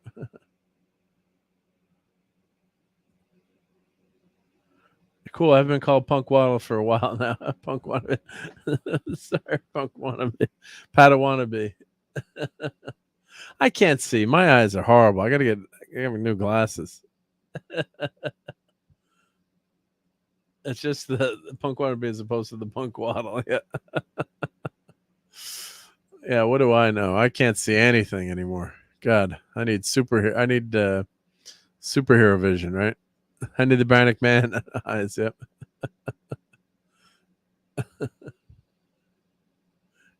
Yeah, I guess I don't know. I guess I don't own any of these. Yeah, let's see. Yeah.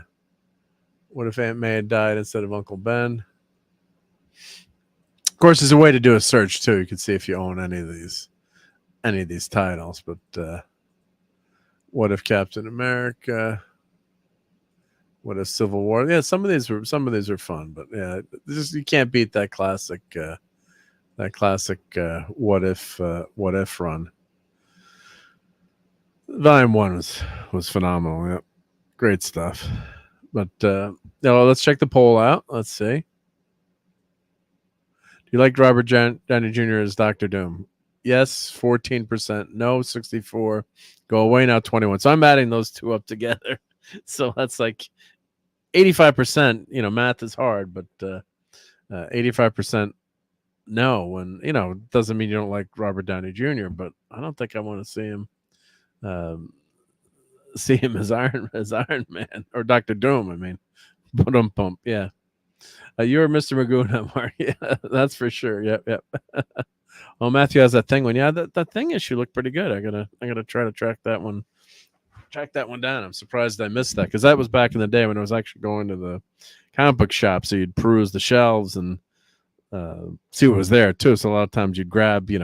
That's the nice thing. I do love shopping online at Atomic Empire where I buy my books now.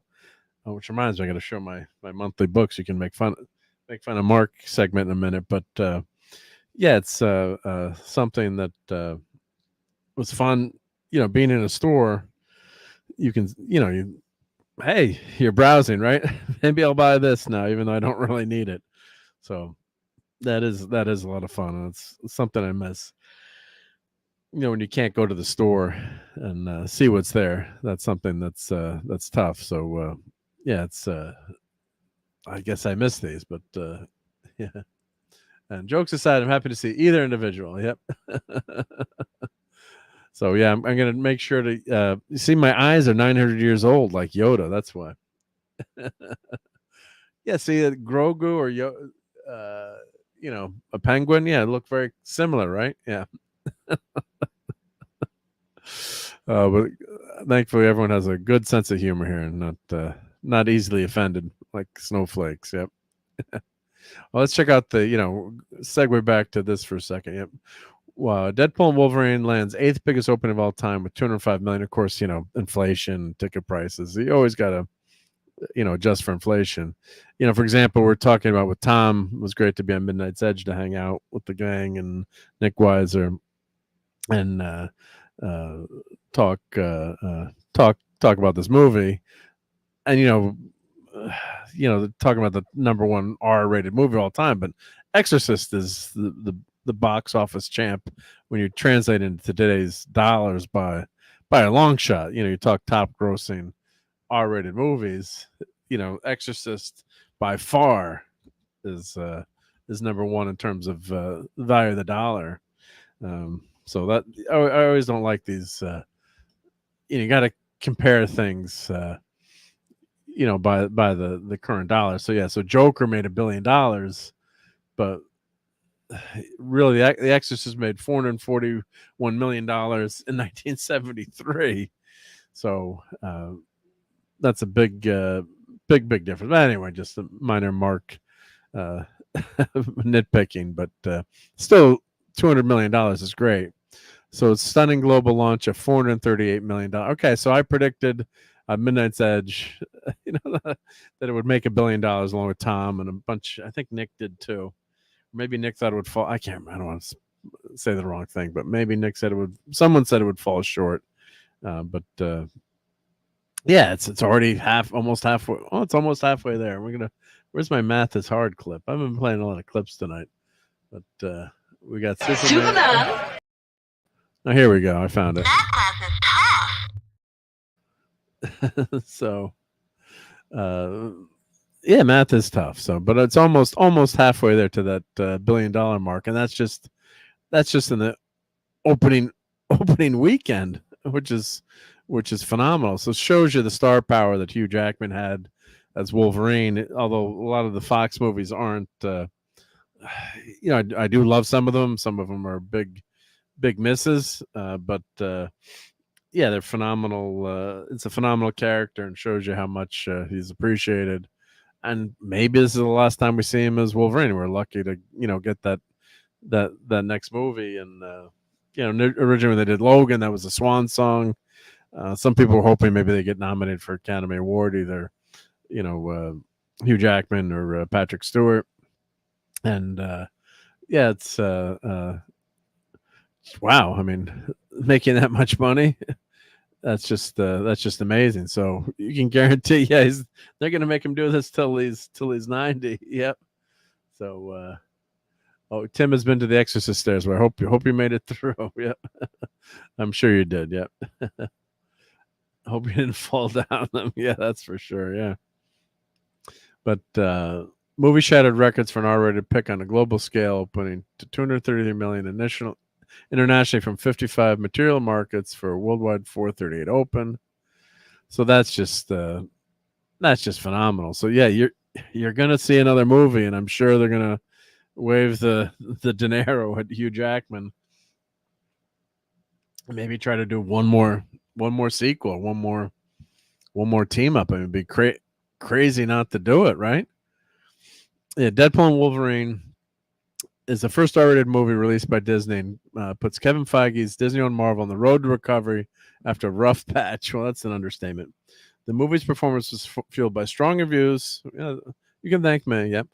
Stellar exits, a 97% audience score on Rotten Tomatoes, the second best score ever for a Marvel film behind Sony's Marvel Spider-Man No Way Home. In a lot of ways, I think No Way Home 2 was also a flawed movie story-wise, but you had all the great nostalgia, and there's a lot of nostalgia in this to see Hugh Jackman as Wolverine there. Oh, and Tim says, I stood at the spot where he in the fall he fell and did devil horns when my picture was taken. Well, I'm making the sign of the cross right now and getting my rosary beads out. Just mentioning that, yeah. The pick skewed male, or 63%, as most super hero films do. Yeah, even the Marvels did, which is all this stuff about the MCU and making movies, pulling the female audience. It's just most the movies skew guys, but if you can make it so you have that crossover appeal, that's what you want to do. So the Marvels didn't have that, and it wasn't a good movie. So and it's okay, but then you can get your better. Like, I'm gonna convince my better half, and she did love the first Deadpool movie, to go see it again. So or to go see it with me. I'll go see it again. Take her to see it. So China led all foreign markets with 24 million, which is a solid showing for a Hollywood film braving tough conditions at the China box office. Once a boon for Western studios, China has become far less important in terms of whether a film is deemed successful overall. Yeah, which is screw China and their censorship. And yeah, it's don't make movies for the USA and foreign markets. Yeah, it shouldn't dictate. And for a while, China was dictating what was happening in our movies. So yeah. Yeah, I can't watch The Exorcist again. I'm be too scared to watch it. Yep. Two fat figures on my phone. Yeah, no worries. Yeah, the phone is tough to type on. Yeah. So the pick came in well ahead of the previous two Deadpool films in almost all markets. UK earned 22 million, followed by Mexico, Australia, India, and Germany 10 million. Yep. The first Deadpool made history and opened into 133 million domestic in 2016. Proving a superhero pick could draw big crowds despite the restrictive rating. And of course, a lot of parents, I think, don't care. I shouldn't say that. A lot of parents, but back in the day, I've told you guys this story before, but my next door neighbor, for his birthday party, they were going to see Excalibur, which was, of course, rated R. When the heck was that rated R Excalibur out? Was that 84, 83? Let me check. Was it 83? Oh, 81. Okay. All right. So 81. So 1981, I was 13 years old. Yeah. So kind of young to go see an art, or maybe just turning 14. Kind of young to go see it. And then, of course, there's a great bean scene in the beginning of that movie, how King Arthur is conceived, basically. So quite a lot of birthday suits and the birds and the bees at the beginning of that movie. So the mom that took the other kids was mortified. And they went to see, she's apologizing because, it's one thing if it's rated R for blood and guts, and Americans don't care about blood and guts, but God forbid you have any sex in the movie. That's when it gets ugly. So of course, I've also always mentioned we went to, yes, as Tim has mentioned, Class of the Titan. Well, they have nudity. There's some topless women, but it's not considered sexual, so it's okay. And my mom, there are 2 scenes in there where the ladies are topless, and one of them, she's breastfeeding. My mom's got her arms flying out, trying to cover her eyes. Oh my God, I can't believe it. This movie's rated PG. Yeah. So that was my birthday party. So yeah. So, but that was basically a quick pick, as they should say. But versus God, those some pretty graphic scenes in that King Arthur movie, Excalibur. So, but yeah, it was that was just funny. Yeah, so I couldn't go see the movie, but I think today a lot of parents are more lenient, shall we say. Of course, you're just exposed to so much now too with the interwebs and streaming and just it's pretty much impossible to keep stuff away from kids as much as you should or want. It's just everything is just so much more accessible. So love in a bucket, as my grandma would say. Yeah.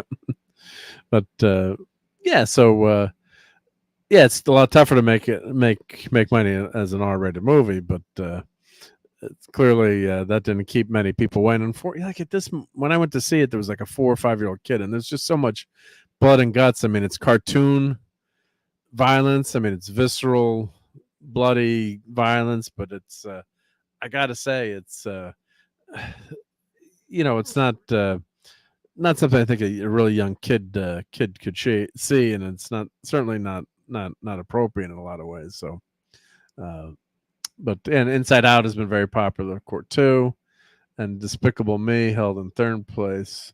Domestic test. Let's go to Box Office Mojo. I always love Box Office Mojo. So let's see what the Box Office Mojo. So let's see what for the year. Let's see yearly, even though it might be 2024. Inside Out 2. Well, this is domestic. Let's go worldwide. Inside Out 2, 1.5. Wow. $1 billion. So Dune Part 2, 700 million. Despicable Me 4, which is still out, 67 million. And let's see. Godzilla. Oh, I won't read Tim's comment. Yeah. You could probably put TNA would be better in there, Tim, just to keep it advertising front of it. That's okay. All good. Yep. I'm laughing as I read that stupid algorithm and stuff. But yeah, I'm laughing. It was funny. Godzilla versus Kong, New Empire, 570 million. Kung Fu Panda, pretty popular too, 545. Well, the Jack Black controversy, something. Well, his partner. Pretty nasty stuff, he said. So I think that partnership is done in terms of Tenacious D. But yeah, Jack Black, number 5. All right, so Deadpool and Wolverine already just one weekend. I guess is this considered how many days open? Let's see, 3 days open. I guess that much money. So wow, and it's already the number 6 movie for the year after opening weekend. So not bad. And Kingdom of Planet of the Apes, I have not seen. Heard mixed things about that. 400 million, which was respectable. Bad Boys Ride or Die. Oh, Bad Boys. Yep, Bad Boys movie. Heard that was pretty good too. The Quiet Place and the Garfield movies. That's the top 10. And Twister. All right, Twisters has already made more money than Ghostbusters Frozen Empire. Wow. So that Ghostbusters, that was a good movie, but didn't have the legs. And this movie got quite a bit of Twister's got quite a bit of good word of mouth. So that's still been doing pretty well. But so that's pretty amazing for Deadpool and Wolverine to be at number 6 already. That's quite the surprise. But again, it's not gonna save save the Marvel universe, right? You need good movie. You got to have good movies and this good plot lines going forward. And one outlier here, because you're bringing back Hugh Jackman with Wolverine, just ain't gonna get it done. So King and Rob says Kingdom was okay, but could have been better. And Gwyneth Paltrow played Pepper Potts, and she was surprised when RDJ's IG post showing him holding the Doctor Doom mask. She says, "I don't get it. Are you a baddie now?" Yeah. So yeah, I'm sure she doesn't know. I'm guessing she doesn't know comics that well. I mean, could be wrong. She seems to be more of an expert with Gloop and other stuff, but yeah, it's I guess most people are gonna be really surprised. So yeah, is he gonna take his mask off? So we'll find out more soon. But oh, thank you, TZ. Haven't heard Mark in a while. His infectious laughter. Well, thank you very much. Yeah, it's been tough missing our buddy Clobberin times, and yeah, he's used to streaming almost every night. So I keep saying I'm going to get back to doing more, but I've been really busy, and of course it was a luxury that not that you take things for granted, but I just knew Clobby go on. Let him go on. Not let him go on. I shouldn't say let him go on, but. He wouldn't mind if I was on, right from the start, but I'd always say that he can go solo for a while, and I had work to do or stuff going on, but I knew I could always pop in, or if I heard something that really I had to talk about, sometimes I'd pop in earlier. So a lot of times I was lurking and finishing my emails and hanging out with you guys. But yeah, so it's been tough adjustment, not being on as much. And of course, Toxic Tuesday were on hiatus for a while, but yes, summer we're real busy here, and we don't have great weather in the Northeast, so we really relish our summers and the weekends especially. So we're trying to be out and about while we can up here. Yep. So and Steven says, yeah, she's more of a candle expert. Yep. And yeah, TZ, yeah, we all miss Globby big time. Yep. So yeah, he would have. Well, needless to say, he never missed the show. He would have been here tonight, and I'm sure he would have seen this movie. And I think he would have liked it. I think I could, I don't want to say the spoilers, but I know the last end credit scene. I'm guessing he would have hated. Not that I be 100%. We all pretty much knew his tastes and what he liked, but sometimes he'd surprise us. But yeah, it was just a lot of fun in this movie. But I think that last end credit scene, if you've seen the movie, I don't want to say what characters involved, but I don't, it was just a joke. And then the concept of that movie, it worked, but it's just something that wouldn't, Clobby wouldn't be on board with it. Yeah, that scene I was watching, I'm like, God, he would be throwing the popcorn at the screen on this scene. Maybe some. I think he would have enjoyed the movie, but yeah, certain things I don't want to spoil things for anyone. So yeah, he would have. He definitely would have hated that scene. Yeah. So and Donnie says, I'm amazed and relieved that Boom Studios is planning to make more Power Rangers comic books beyond 2024. Oh, great, that's good to hear. Yep, because I know you're a huge Power Rangers fan, and yeah, that's a great way to enjoy some of your favorite characters is with the comic books. Yep. She's as good as that in the box. Yeah. But yeah, it was that's a stunning opening. Oh, the one thing I also want to say about Wolverine too, Deadpool and Wolverine, the hero's journey too. So Deadpool does have a hero's journey, has an arc, and maybe the plot's a little thin, but he really shows that he wants to do good and is a good guy at heart. So that's is a great message at the end of the movie, and I think people appreciate that too. When you end on an uplifting note, I think that's really helps people enjoy the movie, and especially when he puts the full costume on and he finally dons the mask. We finally get to see that, and that's just a lot of fun. So that was great. But wow, that's I thought it would make that much money, but didn't realize how quickly it would make that money. That's phenomenal. Wow. So yeah, they're gonna be doing a sequel. That's for sure, right? Or we're gonna get Hugh Jackman back as Wolverine. I'm sure. Whatever they could, as soon as they could do that. Yep. So, yeah. So that's so I guess let's check this poll out. How's the poll doing? So everyone vote here. Do you like Robert Downey Jr. as Dr. Doom? So we've got 11% yes, as we said, 67-22. So it's looking even worse for our hero, savior of the Marvel Universe, Robert Downey Jr. So, yeah, it's just I'm just very confused. All right, so now let's do a little bit of the Fantastic Four movie news. Let's see if. So they do have the title is called Fantastic Four First Steps. So we got that. Let's embiggen this. So I do like the casting. Pedro Pascal's maybe not my favorite choice for Reed Richards, but he's a good actor, and of course he's in everything now. But we'll see what happens. So be interesting to see which direction he takes of Mr. Fantastic, but I'm sure he'll do a good job. But it wouldn't have been my first pick, but they're not hiring me to do this anyway. So let's see if we can. Oh, can't make that bigger, can I? Let's see.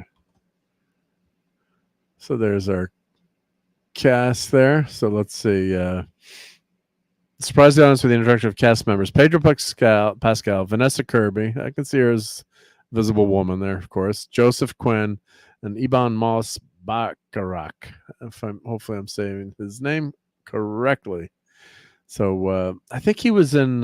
Was he the character in The Bear? Let's see. He looks a little different there. Let's see. Yeah, so I think I do like him as Ben Grimm. I think he's got the chutzpah to pull that off as Ben Grimm. God, he looks different in that picture. Is that me or my Mr. Magoo eyes? But anyway, let's keep reading with this article from Deadline. Our core Fantastic Four cast members will feature in the next two Avengers movies. The teaser reel featured an early look at our four core cast members in astronaut outfits, the liftoff of an epic spacecraft, and one last stunning shot of the enormous supervillain Galactus hovering over Earth. Okay, so we're going to get Galactus. Well, I can't play this. I'm going to put this link.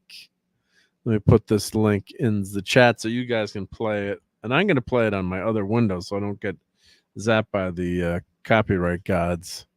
But let me copy this. I'm going to play this clip here. I haven't seen this yet, actually. So I don't want to show. So let's see. Are they showing? Oh, we didn't see anything there on that clip. Hide these articles. And I heard it's also going to be set in the past, too, which is great. So let me see. Where's the clip? This here. I don't care. Okay, we got the cast. We don't care about the... Oh, I should say we don't care about... I just want to see the picture of Galactus.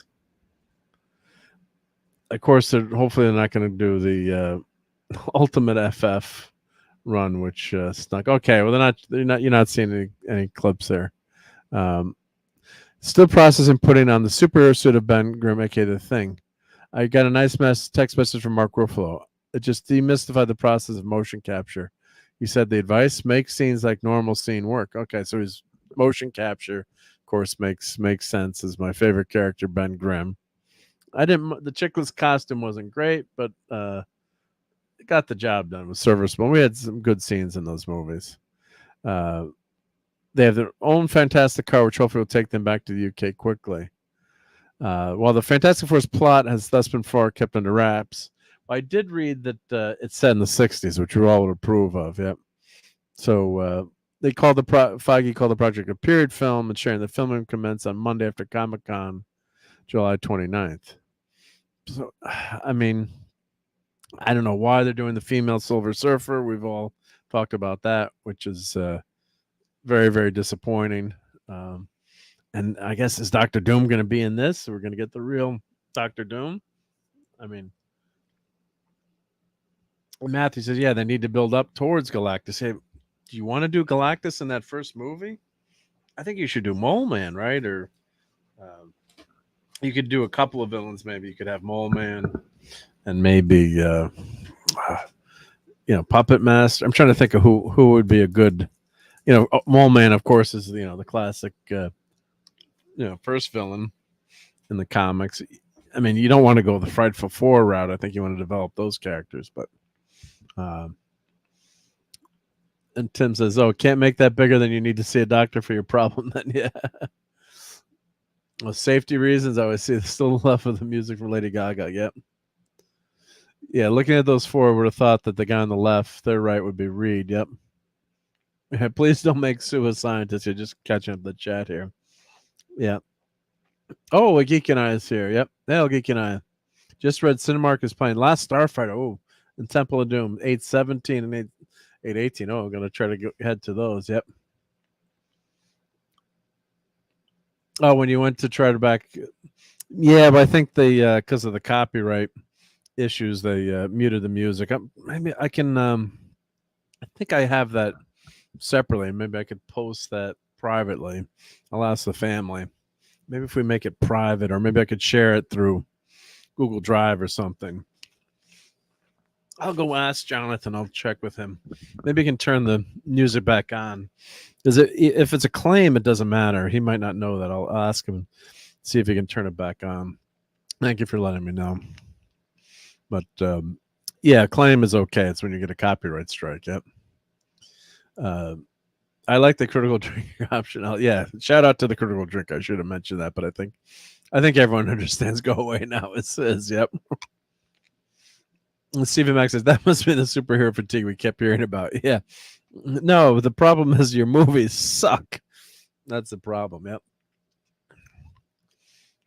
Just 2 FF movies. The movie duology produced by 20th Century Fox. Yeah, and the Corman movie, for its flaws, there was a nice message in some of those characters. I mean, the jeweler character was horrible, but they had no budget, but God, those actors tried. And if you haven't watched Doomed, go watch Doom, the making of the Fantastic Four movie, and hopefully someday they'll release it on Blu-ray just so we have a nice copy. I did buy the upscale that they were selling of that movie, but check it out. It's worth watching. Yep.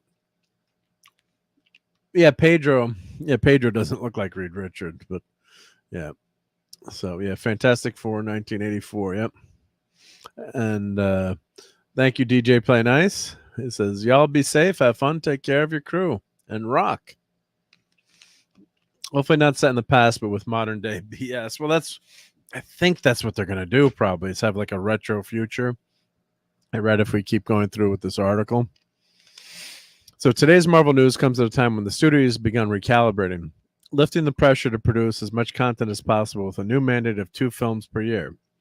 Already past the release of Ant-Man and Wasp, Quantumania, Guardians of the Galaxy Volume 3, and The Marvels, Deadpool and Wolverine currently in theaters, the studio now has Captain America Brave New World and Thunderbolts wrapping up Phase 5. Now, I did, as much as I don't like Falcon as Cap, I thought the trailer was pretty decent from Captain America Brave New World. It didn't suck as much as I thought it would, so we'll see what happens. I don't think it's going to be a good movie. They have a ton of reshoots, but it looked like they were trying to, it's almost a rehash of the Winter Soldier, and of course Thunderbolt Ross, who's Red Hulk, is in it. Oh, spoiler, if you hadn't read the comic, it was the big mystery when it happened, that he was the Red Hulk. So and Betsy Ross, of course, becomes has superpowers too. I don't wonder if they're going to have her in the movie with superpowers. I don't think so. But yeah, so what was her character? What did they call her? She ended up having getting superpowers too. Of course, she'd been she was the Harpy for a while. Got turned into that horrible character. and there's a red. Well, I guess they called her Red She-Hulk, I guess. So yeah, and she was also the Harpy. So Hulk Volume 2, number 15, 2009. Yeah, and an Immortal Hulk. Yeah. So we'll see. I don't think she's going to be in any of the. I'd like to see Jennifer Connelly come back, but I don't think she's going to be in the movie unless we get a big surprise here. Yep. And could not be reached for further comments. Says, I saw a lot of crap as a kid in the 80s, and I grew up almost all right. No, that's good to hear. Me too. Yep. Coleman from The Simpsons. Yeah. Let's see. Bet it's based on the Mark Millar run. Oh, Mole Man from The Simpsons. Yeah. Fantastic Four, the movie. Oh, it's on YouTube. Okay, you can watch it now. Yep. So, yeah, I mean, it's not great, but it's fun. It's fun stuff, and it's just charming in its heart. And they thought that that was going to be a major movie, and they were doing all kinds of cons, and they're actually spending some of their own money on travel. And they thought they were going to, have a major motion picture, and of course, didn't turn out that way. So you got to feel bad for the actors, but I thought they did as good of a job as they could with no budget, and basically turned out a way to keep the rights to the movie. So, but yeah, it was it's worth watching. It's there's a lot worse out there, and it's interesting to see. So, but yeah, so it's really crapshoot to see what we're going to get with this new FF movie. Not encouraging, but let's see where it goes. But yeah, if they do a period piece, that's smart. Have them do a period piece. But yeah, I'd like to see Dr. Doom in that original movie, or save Dr. Doom there, and not Robert Downey Jr. So yeah, we should have the build up to all those great characters there. But yeah, it's tough. Yeah, it's tough to see that going that route. But we don't have Clobber and Times in charge of the movie, unfortunately. So yeah, it's not easy, but we'll see what happens. So, but at least we know it's a period piece, which could make it interesting. Yeah, first tease of the I guess the teaser trailer come out probably pretty soon, probably. Oh, they had a Fantastic car. Let's see, did they have that flying across? Oh, come on, I don't like that Fantastic car. Come on, that's too modern. No, that's a fail. Come on, you can't have it look like that. It's got to look more 60. I mean, it's kind of going for a retro look there, but I don't know. I don't know what you guys think about that. Maybe it could be nitpicking on my part, but I like the more classic look. Yeah. Donnie likes it. Okay. All right. That's okay. Yep. I'm looking for more of a 60s vibe, but we'll see what oh, Steve is here. Sorry, when I'm looking at one screen, I miss it. I just got the munchies of sleep, but you didn't miss anything. I just been pontificating for 2 hours. So no, we're having fun here, hanging out with the chat. And hey, Steve is in the house, so we gotta play this.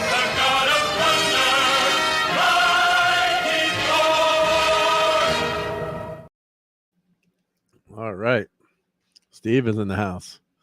So yeah, it looks more like Nick's. I'm not saying it's like, I know Donnie says he likes it, but I'm not saying it's a bad. It's not a bad looking car, but I know there's not. Just a Fantastic car has got to be like that bucket look to me. That makes sense to anyone. So that's not terrible, but those are the kind of things that aren't gonna wreck a movie for me or say, oh, I can't watch the movie. But I'm trying to see if they have a logo for the company called the Future Foundation, which is more modern stuff. Yep. So I guess we do get a look. We do get a Doctor Doom look here, and of course, I guess they are going into space, which makes sense. So they walk to the shuttle, the spaceship. Okay, that makes sense. So all right, well, we'll see what happens here, but just not. I don't know, they're doing Galactus, or maybe if they tease Galactus in the movie, that would be cool. Like at the end, if they showed Galactus from a distance, that would have been cool. But yeah, but we can't always get what we want, and sometimes it's fun to speculate on what's gonna happen. So so this next Avengers movie, here's the cast. This is what the big problem with these movies. So you've got Hemsworth as Thor is probably the biggest star left. Ms. Marvel, and I do like this actress. She's a lot of fun. Just not a huge fan of that character, but she does a lot of good. She loves the character. Does a lot of good work. We've got Mark Ruffalo as Bruce Banner. I'm just not a big fan of him as Banner as the Hulk, especially since the Hulk is too. Smart Hulk has got to go away. I like the brutal Hulk, the childlike Hulk. And that's the comics have gone away from that for years, but I'm missing that. Oliver says the original phasing communicator used by Shatner and TOS is headed to be auctioned on November 9th. Both items might sell for, I'm assuming that's $11 million, not $11. Yeah. That's going to go for a lot of money. Yep. And not too keen on that actor. Maddie says, no, I'm fat, Thor. Come on. I just saw you last month. You're not fat. Little dimensionally challenged. Yep. And I'm tired of modern superhero movies. They're crap. Crap. Yep. Oh no, dreadful team. Oh, we got a super chat here. RDJ as Doom reminds me of SDC 2013. All the morons cheering for Batman versus Superman. Look how crap that was. People will never learn. So let us play. Well, here we go. Clobber that one. And Callie in your place, would you? Probably not. What about you? What about me? Why don't you go? You are expendable. And you're not? No, I'm not. I am not expendable. I'm not stupid. And I'm not going. Captain, I see no reason to stand here and be insulted. Brain and brain! What is brain? That was disturbingly not delicious. It just doesn't matter. You're a dumbass. Well, a double dumbass on you. All right. Well, we played a lot of clips. Thank you for that super chat. But that was I haven't done enough clips tonight, so I thought I'd catch up. So thank you very much for the super chat. RTN said, yep. Clobberonimo. 50-50 ratio between men and women. Yep. We got to have good characters. So let's see that Cassandra Lang, okay character from the comics, but Ant-Man's daughter.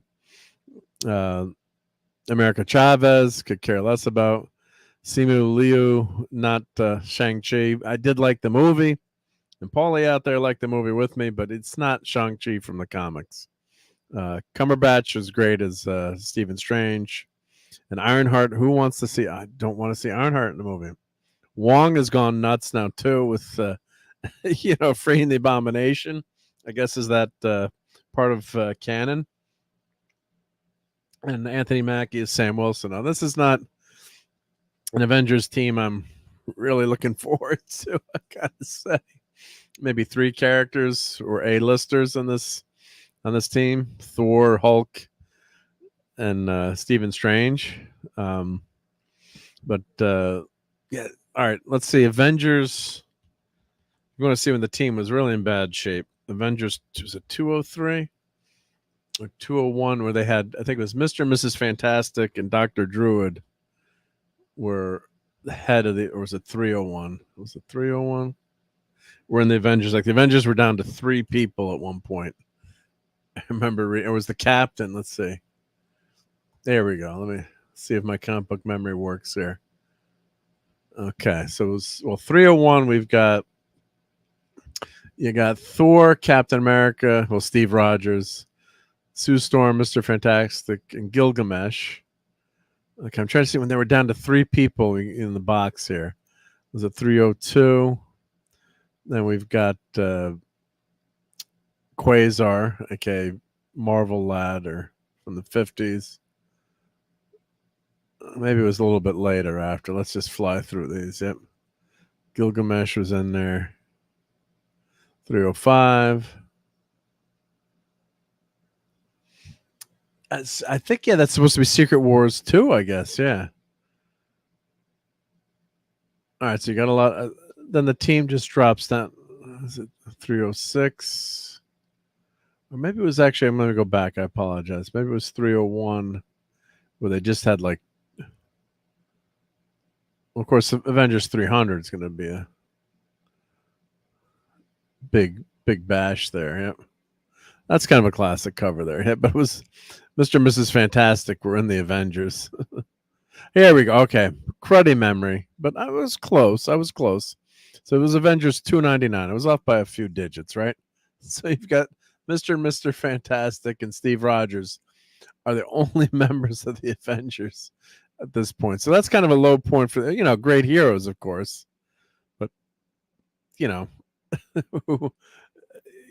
got three members of the Avengers. Let's see who was in. Yeah, so you've got Kang, Thor, She-Hulk, Dr. Druid, and Black Knight. Okay, so I was wrong. It was the Captain. It was in 299. But so talking about Avengers at lowest points, yeah. Secret Wars needs Spider-Man, yeah. So,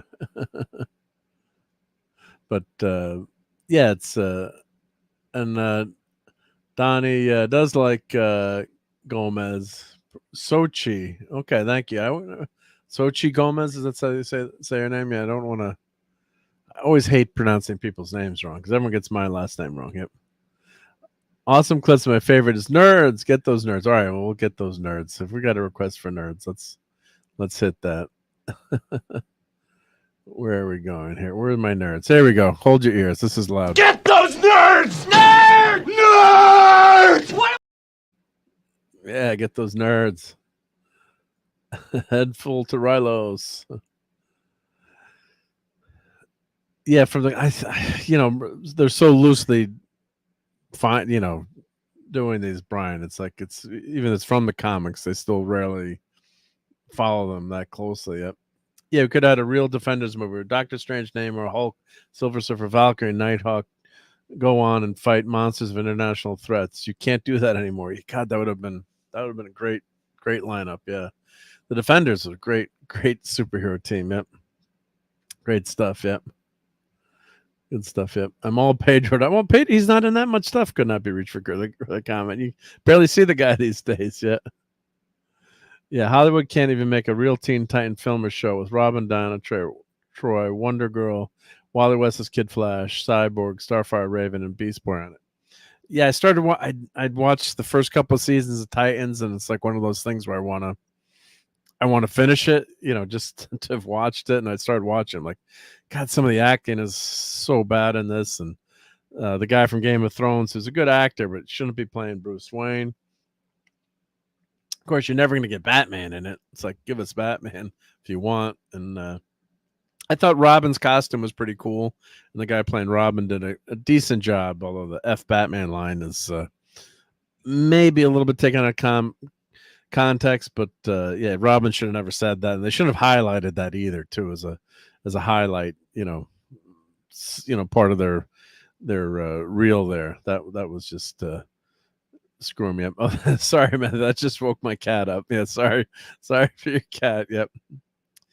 That's why the guy fought in Bloodsport with Van Damme. Someone told him the other contestants were all nerds. Nerds. But yeah, it's just not a great and awe-inspiring characters. I mean, cast is just you've only got 3 real A-list heroes, but let's see what of course, Iron Man was never considered an A-lister, right? But I always thought Iron Man was a big part of the Marvel Cinematic Universe, but we need Captain America and Iron Man back, But I don't think we're gonna get him, unfortunately.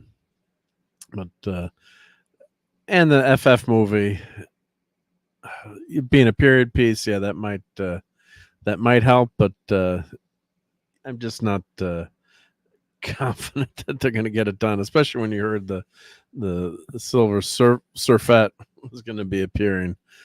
That's the tragedy of Norrin Rad is he's got to leave Shia LaBeouf and his whole world behind, and yeah.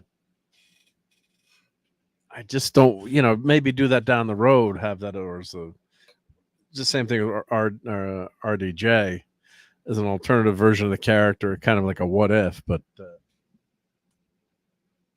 just not encouraging. But like you said, just gotta eventually see it. Yep. And Joe Dog says, "I'm not paying to see this." Let's see. Tim is heading out. Good night. Thank you for hanging out with us so much tonight, Tim. Yep, much appreciated. Yep, take care. Secret Boars, as Klobbs would say. Yep. So, yep. Good night. Good night. And take care. Yep. Oh, Joe Dog's not going here. He's saying good night to someone. Yep. Well, that's good. Who's leaving? Well, I want to make sure I say good night to the right person. Let's see. Oh, Oliver says, tell Raquel that the original phaser communicator might sell for at least 100,000. I think I would think it would go for more than that. We'll tell her. But definitely would go. Oh, hey, Dadman is here. I'm at a remote location. You can join if you like. Need the link spelled out. Let me. Always welcome to join us, Dadman, if you can. If you're remote and you can't, that's okay. But let me put that. Go back to the Twitters. We have our Sunday Night Geekery Twitter group. So let me go into there. Send this to Dadman. Eric K sent a photo of some ribs. I'm sure Eric K doesn't mind if I show that, but let me spell this out for Dadman. Well, Dadman, it's StreamYard.com, and I'm just going to put the last. Well, I'm just going to separate this so it doesn't. You can copy just that last bit into StreamYard.com. Let me open this picture from the great Eric K. And I'm sure Eric does not mind me showing these food pictures. We'll do some foodery there. Ooh, those look like some phenomenal beef ribs from the great Eric K. So, man, those look good. Oh, and before we do that, we got to, of course, thank Wagner and let us show Wagner's Marc's Eatery. Thank you for that. Of course, the great Wagner. And, of course, Clobbering Times did this great banner for me for Sunday Night Eatery. Clobby style. So that's awesome. So thank you to Wagner for that. But yeah, those beef ribs look good. All right, so let's do we're waiting for Dadman to get in here. Let's do a little foodery. Let's do some foodery. Let's go to food photos here. Not a lot of new stuff this week, but let's pull this over. We got our food photos here.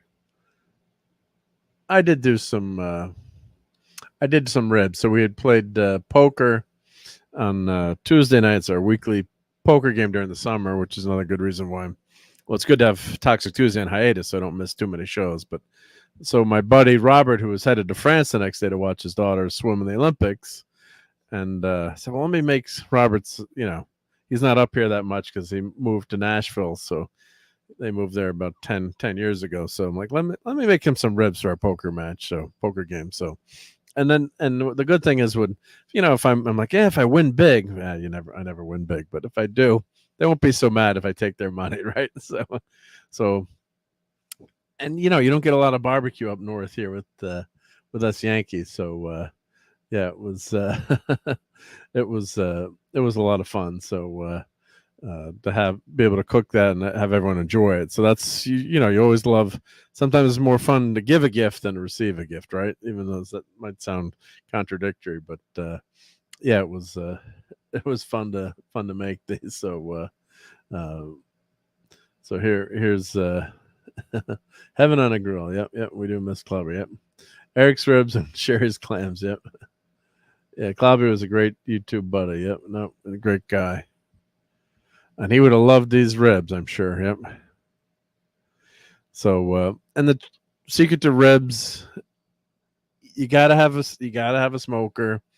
I mean, you can just do salt and pepper on your ribs. And my brother-in-law, that's what he does, salt and pepper. Of course, you want to have good quality ribs, but low and slow, right? And if you're looking, it ain't cooking. So, you can cook your ribs at anywhere between 250 to 350. 350 if you got to cook them a little bit faster. Probably the 325 is my sweet spot where I like the ribs. You can get them done in 4 hours. You don't want them to. Oh, good. Dad Man's here. I'm making Dad Man hungry. We got a lot of noise. There we go. It's okay. I was opening a bag of potato chips. Mark, hey, what kind of potato chips? Just regular, plain, boring, non-ridged potato chips. Oh, no ridges. You got to have Klingon ridges on your potato. Oh my gosh, you're like the missus with the ridges. It's like I like the ridges. Yeah, I like the ridges. Do. Yep. That big of a deal. Wow. Yep. Okay. Or I like bacon on my meatballs. Oh, that's awesome. Ridges. I like ridges on my potato chips. Yep. Wow. I've been making a ton of bacon here at my mom's house, but I tell you what, one of the boxes of stuffing actually had a recipe for bacon wrap stuffing. Bacon wrap stuffing. Yeah. Yes, it was like love. Yeah. I'm like sitting there thinking, seriously, trying that one time. Nice. Well, anything with bacon is better, right? Yep. Bacon well, now that Dad Man is better. here, we did play this earlier, but just in case you missed it. Okay. Never that way. God damn it, Mark. Jeez. There we go. That's always a thing. That's always a tribute there, Mark. Hey, Joe's Atmosphere's here. Hey, Joe. What's up? Yep. Well, we're showing some food pictures now. So what's up is my weight. But I always like taking a quick smoking vid. So, but I was just saying before, I was going to say, I don't know if you have a smoker, but to make good ribs, I mean, you can do them in the oven, but it just doesn't work. No, you're not going to the get that same. smoke flavor. Yeah. And I noticed you're using charcoal there. Yep, charcoal. Yep. So I use one charcoal. Yeah. A lot of people try to use gas and other things, but really ribs or even barbecue chicken, it's like you got to use charcoal. Charcoal, or maybe like maybe some of the flavored wood chips. But my dad always barbecued with charcoal, so I'm partial to that. Yeah. Well, what's nice to, like what I would do too. For years I had a just like a simple Weber grill. Just a charcoal Weber, the classic. And then when we were doing our house over, the guys trashed it, like they dropped supplies on it and killed it. I could have bought a new one, but sometimes I would, before I had a smoker, I would just, like, I'm cooking charcoal tonight. As a charcoal just does taste better than gas, I have to say. I mean, not that you can't cook well on gas, it just adds a flavor. Sometimes what I'll do is just throw some smoker chips onto my regular grill, which you're probably not supposed to do, but just throw a few of them on there to get some smoke. And I'll also, or I have like they sell them like Cuisinart. I have one that you can put smoker chips in there, and a little bit of water, and you can smoke on your regular grill. Try to give a little bit of flavor. It doesn't always work that well, but yeah, you can't compete with charcoal. And once you have a smoker, it's like, forget it. I mean, just can't. Like, I have a good friend, he cooks ribs, but he doesn't use the smoker. I'm like, would you buy his wife? Would you buy him a smoker for Christmas or his birthday, please? Yeah. So, yeah. So there's now charcoal is definitely is technically different than smokers, right? Well, I mean, yeah. I mean, you would use like a standard old-fashioned grill, Right. if you're not using propane in the old days, you would. Yeah. I think charcoal was probably even more popular, Yeah. obviously, than before the. I don't know when the propane canister was. Yeah. Well, see, big in use. my brother-in-law's actually made some of his own. Smokers, with metal propane tanks and other types of metal and stuff. Yeah. And they'd have to decide they'd use the wood chips, not the charcoal, but they'd use the wood chips and as a smoker in the grill. Yeah. Yeah, and that's why I'm trying to say. Is that technically the same? Charcoal. I guess it's charcoal. Well, charcoal's not. Like No. Well, yes and no. I mean, you could have a charcoal grill that's not a smoker. Right. I know I got to read this comment, but Rob said, "That's a bastard fuel. Everyone knows propane and propane accessories are the way to go." Yeah. I don't know. When was the first charcoal propane grill? But, here, let's finish through the food review. So this was a cheeseburger quesadilla or burrito or whatever you want to call it. It was actually pretty damn good. Sometimes the pictures don't look the best, but I mean, like it was a special at a grill, our pool club. So I'm like, I'm gonna try it. Yeah, it was pretty good. So I went out on Friday for lunch and I grabbed that. Doesn't look, it doesn't look great, but it was. I saved the calories, right, without the bun. And I don't know who's a fan of sweet potato fries. I love me. They can be good, fries. yeah. They can be good too, though. Well, you know what? Yeah. Still, that other burger was not nowhere near like those ribs. But yeah, you made up with the sweet potato fries for sure. Right. Yeah. And Joe says, "Hope you're doing great, guys. Leave it to foodies. Like, share, and subscribe. Thank you. Yep." And Fanty's here. Oh, awesome. Fanty, we mentioned you before, so I need the Phantom Outsider here to answer some questions. Phantom Outsider. Yep. And sorry for munching right there. I thought I was muted. You weren't muted, but now you're making me hungry, damn it. I use charcoal with wood chip packets. Yeah, definitely a good way to go. Yep.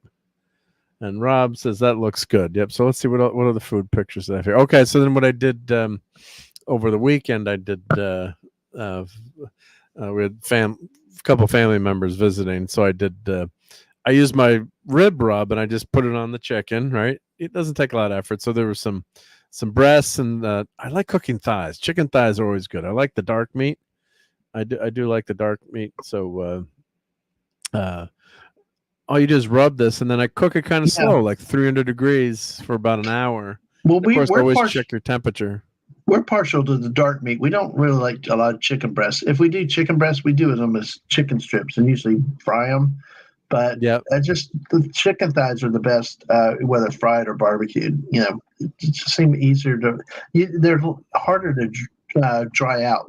White meat breast, always dry. Well, there's two ways you could do it. You could do a sous vide in terms of especially the chicken breasts. If you have a sous vide cooker, and then throw them on the grill to finish to get that smoke flavor. And then of course with the green egg, it seals so well that you don't lose the moisture. So it does a great job.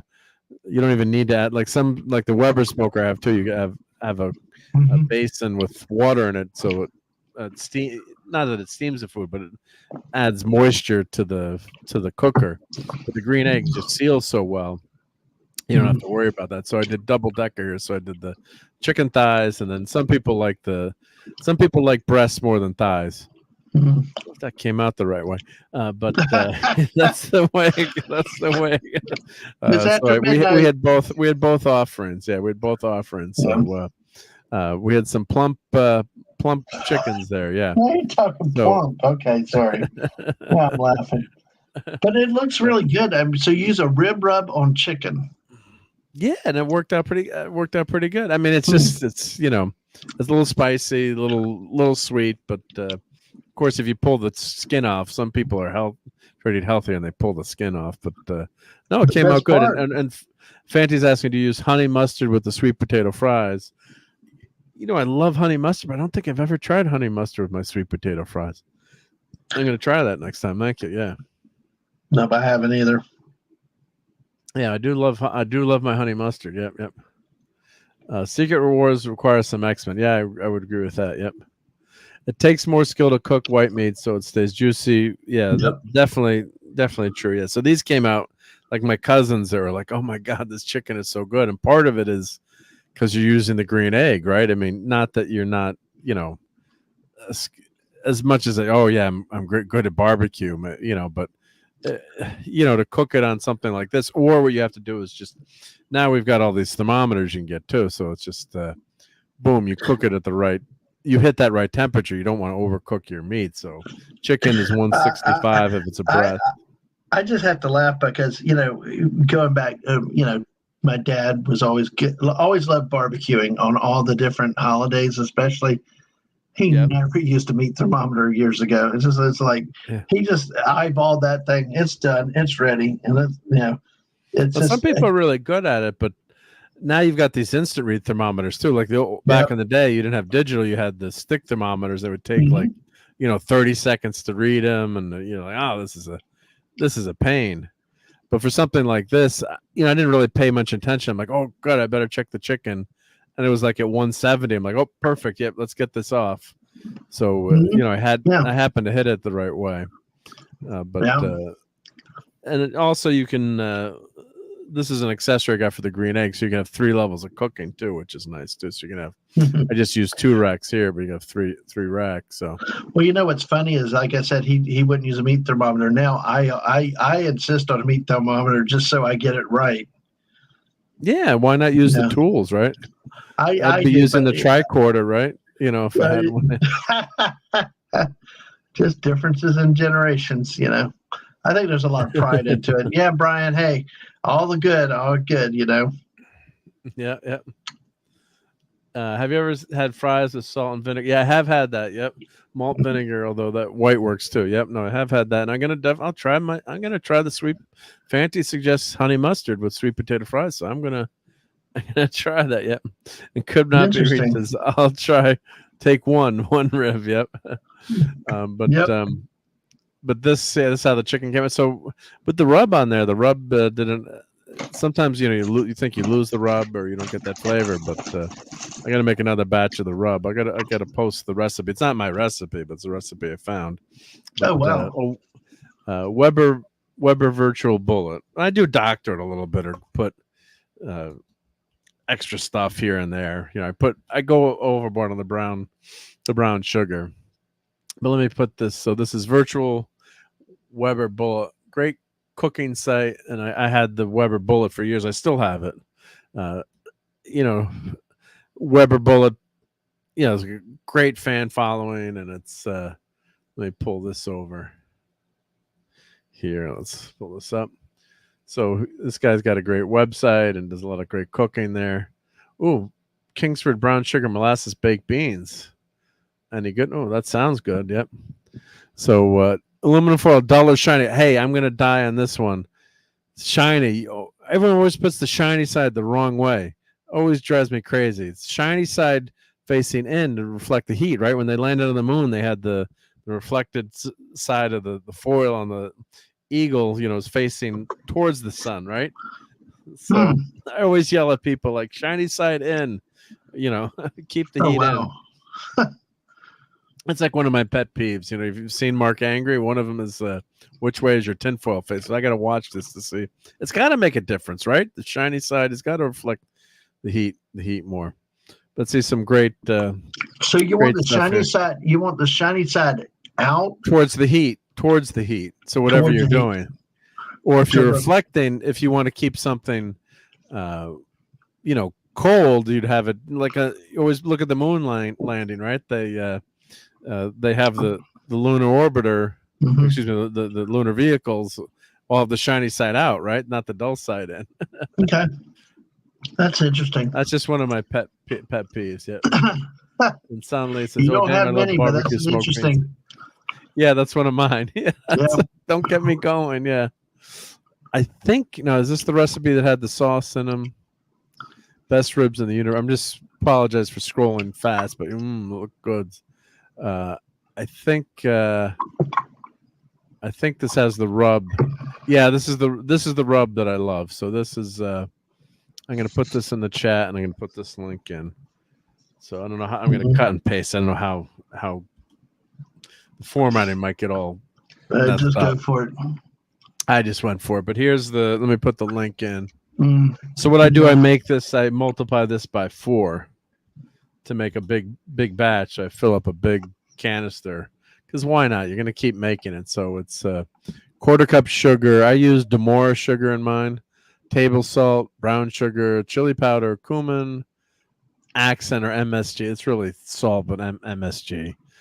A little bit of cayenne pepper, black pepper, garlic powder, and onion powder. So I do this by 4. Sometimes I can do it by 8. Mm-hmm. Just to and I'm pretty liberal with the measurements, and I put more brown sugar in too. So, but that's one of the great rubs. Yeah, it's a 1/4 batch. Yes, I make it. Why make a 1/4 batch? You're going to keep using it. Better than making a cover batch. Yeah. Sorry. Right. And here is this one is the ba-dum-bum. If I'd have thought quicker, I'd have thrown a cucumber in there, but I was a little slow now. Right. Yep. So here's another dry rub. Yep. But you can just find all these recipes on the interwebs. But check these out. So, but yeah, it really makes a big difference with the smokers. So, but I gotta say, as much as I love the bullet, I'm sorry for making you hungry again, TC. Yep. Just the green egg is a better smoker. I mean, you just can't be it. Not to say you can't cook great stuff on the Weber, but just the green egg holds the heat so much better. The nice thing about the Weber is you can take it anywhere much more easily. I think this one has this pork butt recipe had a nice rub in it too, I think. And all just different variations. I'm let's see the rub on this one. This is another good rub here. Yep. Yep. Paprika. Yep. That sounds like may have a little more kick to it between the pepper and the paprika. Cayenne pepper. So that's another good one. Yeah. You make these in big batches, and but you know what? The one thing is I do like when the flavorings and the rubs and the seasonings don't overpower the meat, because it's like going to steakhouse and when they put so much seasoning on it, you lose the taste of the meat. Of the steak. Sure, yeah, and it's like I want steak, not flavoring, and because a good piece of meat should, not need a lot of dress up. See, like with barbecue, we're more the sauce type people more than the rubs. Yeah. Yeah. The other trick too, if you do pork butt or ribs, I wrap them. He's got the foil the wrong way here. But and I put them in the cooler, and I was with the scouts. They're like, "Why are you putting the meat in the cooler?" I'm like, "Because it also functions as it keeps it once it heats up, it doesn't lose the heat. It traps whatever heat source or cold source is in there. So it's really a great trick. So I always put my ribs or butt. I put my butt in the cooler. So it's just a great way to keep your meat resting, which you do want it to rest for a while. I put whole chickens in there, and they'll keep, and it'll go up. You got to obviously you don't want anything below 140 for extended time period, but it'll hold pretty damn well. So I'm trying to see if they have just the rubs in there, but you can just at your leisure go through this and find. There's just so many recipes on the site, so this is a great. Now, do you personally prefer, like with your ribs? Do you personally prefer the rubs or the sauces? I like the rubs. Yeah, okay. I used to like the sauces, but I like the rubs. And like we go into the grocery store and you see ribs and sauce already pre-cooked. It's like it just kills me now. But it's funny. My mother-in-law would go nuts over those, but it's let people can put sauce on as needed. But if you have some really good ribs, you're not going to need to drench them with sauce. Now, for competitions, or if I'm doing something like for the food competition I did, I'd made like a special barbecue sauce, a lot of sugar and butter, like 2 sticks of butter and brown sugar and everything on the ribs, and to kind of make them special. So but this website's phenomenal just in terms of all the details. Like, one thing you have to do is pull the membrane on the ribs so they taste good. Most of the time you're not going to get them You know what I've seen pulled. one of our local barbecue places do? They actually, and I don't know that they use a rub per se, because they're actually the most tender ribs, and they come out and they just fall off the bone. And well, they're not supposed to fall off the bone. Not supposed to fall off the bone. Well, they're that tender. I mean, in terms of if you have a problem with tender, not having tough ribs, but they, you don't even need sauce for it. But what they do is they wrap them in like a plastic wrap when they've got them in on the smoker and the heats. I would think I've never, we've seen foil, but I've never seen the just plastic wrap. It's kind of interesting how they do it to keep all that in. Well, sometimes what they do too for ribs, one technique, it's called the Texas wrap, I believe is the right name, is you cook the ribs for about 3 hours, then take them off, wrap them, barbecue sauce, butter, put them back on for a half hour, and then take them off to set everything, because then the ribs can get mushy. But if you ever hear like, our ribs are fall off the bone good, if you go to cooking competitions, you're losing if your ribs fall off the bone. Right. You gotta have some bite there to the ribs, and you're not eating ribs at that point if it falls off too mushy. early. I know what you mean. I know what you mean, but what I meant it from the standpoint of they're not hell hardened and you're like going to break your teeth, because you can have overcooked ribs. Somehow. Oh god, yeah. Oh, it's easy to overcook them. Yeah. Once you hit that point where the fat dries up, and So Brian uses salt and pepper. Yes, I hate you. No, just kidding. Like, my brother-in-law does that too. He just uses salt and pepper, and his ribs come out phenomenal. It's just like awesome.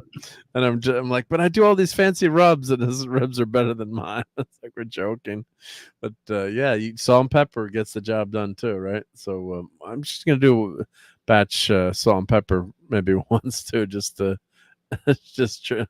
try it. Yeah, but it's that gets the job done sometimes. So so this is a sauce my wife bought,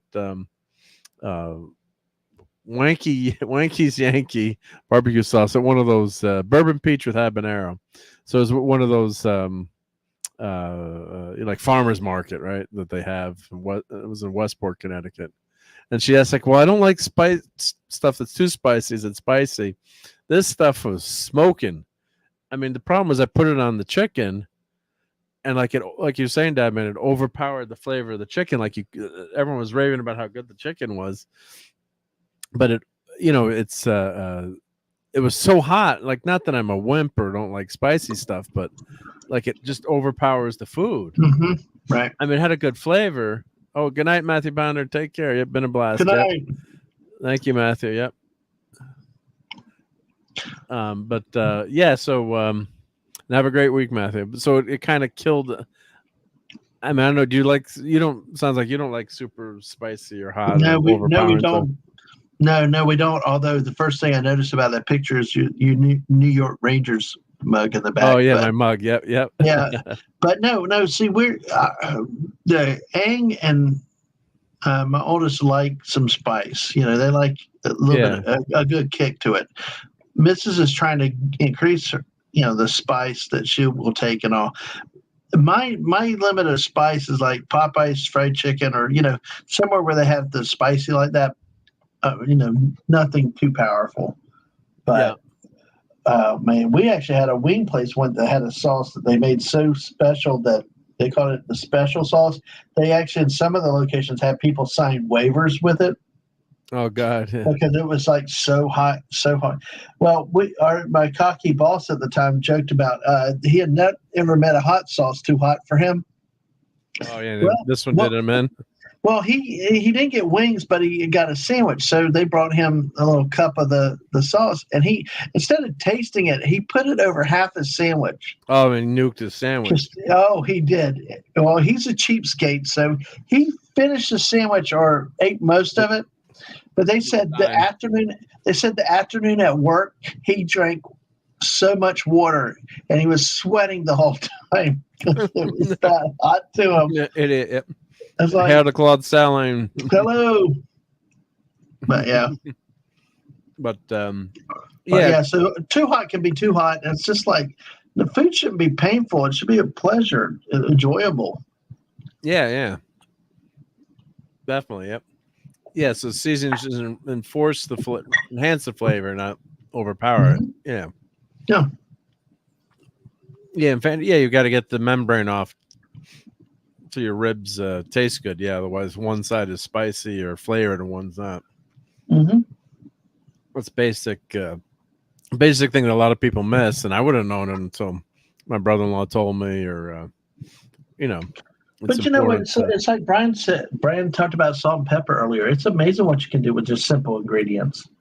Oh yeah, salt and pepper. Yeah, that's how I do my steaks now because we don't have a grill. But we'll pan fry them. You don't have a grill? No, everything near my house rusted out quickly. Even if you covered it and all, it got to be an annoyance because everything rusted out. But it's, I don't know, some environmental near us, but yeah, just, I mean, even on you need to get a stainless steel grill, Dad, man.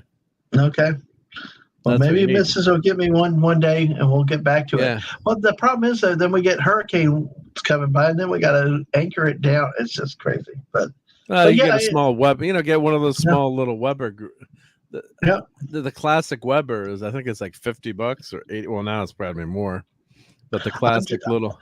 I am just amazed how much salt and pepper can go a long way, and maybe throw a little bit of butter on it. That's how I do my steaks now. Oh yeah. But I will say I finally nailed for the missus the right steak. Rare was truly like 15 seconds on each side, and she loved it. Yep. Well, here we go, Deb. I'm enabling you right now, but absolutely. I got a whole bunch of bacon I made earlier. So this is the classic. I have this little mini grill. I have one of these little mini grills. They're fun to take around, but you just, let's say 100 smackerels. You get 3 or 4 years out of it. 5 years is just the classic. Nothing tastes as good as charcoal. Even just cooking your burgers. This is the classic. 22-inch grill that everyone had. That's the one I had that they destroyed with my house. But that's really all you need. And what you can do is you can buy charcoal starters. I have an electric starter that I use for my charcoal grill. So let's see, kettle. So I'm trying to enable Dad Man here to buy a new grill. But these are expensive, the super duper ones. But this is the basic one's $100. Yeah, 140 maybe for the big. Yeah, it's a little bit bigger maybe, but that's that classic kettle grill. And a really good thing. So if you do, let's see, fire. Do they have a fire starter electric charcoal starter? Electric. This is a good tip. Because charcoal, you got to wait for the damn thing to get started. So, but I use one of these. So I have, it's like an iron that you put in the grill, and like in 10 minutes, your fire's going. It's awesome. Mm-hmm. And they're pretty, $16 at Home Depot. So I'm just, a charcoal grill person. The Big Green Egg, they have one that goes at an angle. Or the other thing, I use a torch. You just use a torch, but so you put that in the grill like that, and for years I had that in college. You weren't supposed to have a grill on the porch, next to your house. I guess we had, so I had one of these starters, so no one knew when we were cooking because there was no smoke. And then of course my friend broke it, and then he used lighter fluid, and we got in trouble. Like, you can't cook on the. But we've been cooking all year in there. Yeah, because I was using the electric starter, dummy. Oh, man. But that's a great way to do it. Or you can do buy these little one way to do it is with a chimney. That's what we do in the Scouts. And you put newspaper underneath, or a fire starter, or like these quick light starters. So the chimney is a great way to go. That starts your charcoal really fast. Or you could put I use like these quick light starters. You put a couple of them under there, or in your charcoal. So those are all tips. I'm trying to enable Dadman, but yeah. No, go ahead. Nibble all you want. I might get the fever one day soon. See, Yeah. I just can't. You gotta have a grill, Dadman. I know. That's what they tell me. It's un-American. I mean, just kidding. I'll go camping. Reverse sear is good for steak. Yeah, I do that. What is a reverse sear? What is a reverse sear? Well, you cook the steak in a sous vide, or and then you sear it at the end. Okay. So reverse sear. Basically, you cook it. You cook it, and then you just sear it at the end of the process, right? Yeah. So typically you do with sous vide. Start it low, cook it slow, then quickly sear it at the grill for a crust. So I guess they calling sous vide steak better than reverse sear. I mean, I guess they're saying that's different. I don't know. But I guess they're cooking it low and slower, and then more even cooking. But I just love doing with the cooker. But I think that's a great way to do it. And then you can also use a torch sometimes to do it. Yep. And Brian is a hibachi that works great on steak and burgers if I don't want to get the big grill going. Yeah. So sometimes you don't want to start the big grill, or if I'm lazy, I start my gas grill. Just light that sucker up and get it going. Yep. You pan fry, then in the oven, but then back to the stove to finish. Okay, yeah, that makes sense. Yeah, so you get a little flavor, and then oven is even. Yep. So here's this. Getting back to this chili barbecue. Yeah, great for chicken finger. I could see it would be good on chicken fingers, maybe. Brush on ribs or pork chops. Pour on pulled pork or brisket. Base grilled barbecue chicken. Wonderful marinade. It was so hot. So here's the ratio here. You can see the temperature, but it's all the way in the bottom, like mild, medium to mild. I'm like, wow, this was. I don't think do I have another picture of it? But it was smoking hot. Yep. And then here we go. Here's this is Michelle's Pies in Norwalk, Connecticut. And I give a quote plug for Michelle. Not Michelle. I'm typing. Not Michelle Obama. Trying to find the website.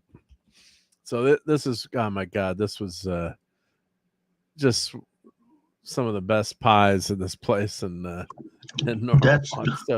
Are they like little mini pies? Is that what it is? Well, they do make little mini pies. And they do ship with Gold Belly, so you can get these anywhere. So here we go. Let me post this in the chat. So this is a peach pie with this cobbler topping. Oh man, it was good. Yep, it was really good. Yep. So I mean, the pie, sometimes these pictures don't come out. Translate the pies as the photos as well as you want, but man, that's a good pie. So here's Michelle's pies on Squarespace. You can buy, and it's just so phenomenal. So they got peanut butter and chocolate, they got peach, apple, you name it. Chocolate pecan bourbon pie, not for clobbering times. Yep. Fruit pies. Yep, but they win.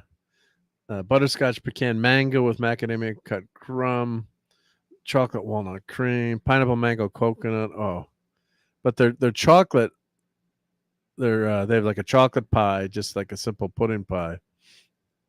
It's just great stuff. Yep. Oh, they sell them at the farmers market. Yep. But my wife always goes right near my wife's work, so I always send her there to get. They should have more pictures here, I think, of the pies, but. Man, they're good stuff. Yep. Oh, Fandy, this peach pie was so good. Oh my goodness gracious. More for me if you're invited over for barbecue then. I mean, I love, you guys have seen me. I love all most pies except for cherry and blueberry, but I won't eat that. I'll eat squid, but no cherries or blueberries. But wow, that's bad. I mean, I love coconut cream pies. One of my favorite, banana cream pie, pudding pie, chocolate. Oh, you name it, they got it. But this peach pie is just so damn good. Oh, Mrs. made a peach upside down cake the other day. It was actually pretty good. Pretty good. Yep. Yep. No, those are good. Those are good pies. Yeah. Yeah. A little different. Yeah. So here's the reverse. I guess. Good night, Steve. Take care, Maddie's daddy. Yep. Yep. Say hi to Maddie. So here's, I've shown these pictures before, but this is sous vide, as I joke. So you cook the steak to 120. I usually do 120, and then you throw it on charcoal. This is at my mom's house, so I didn't have my big green egg with me, but I did it on the charcoal there just to finish it up.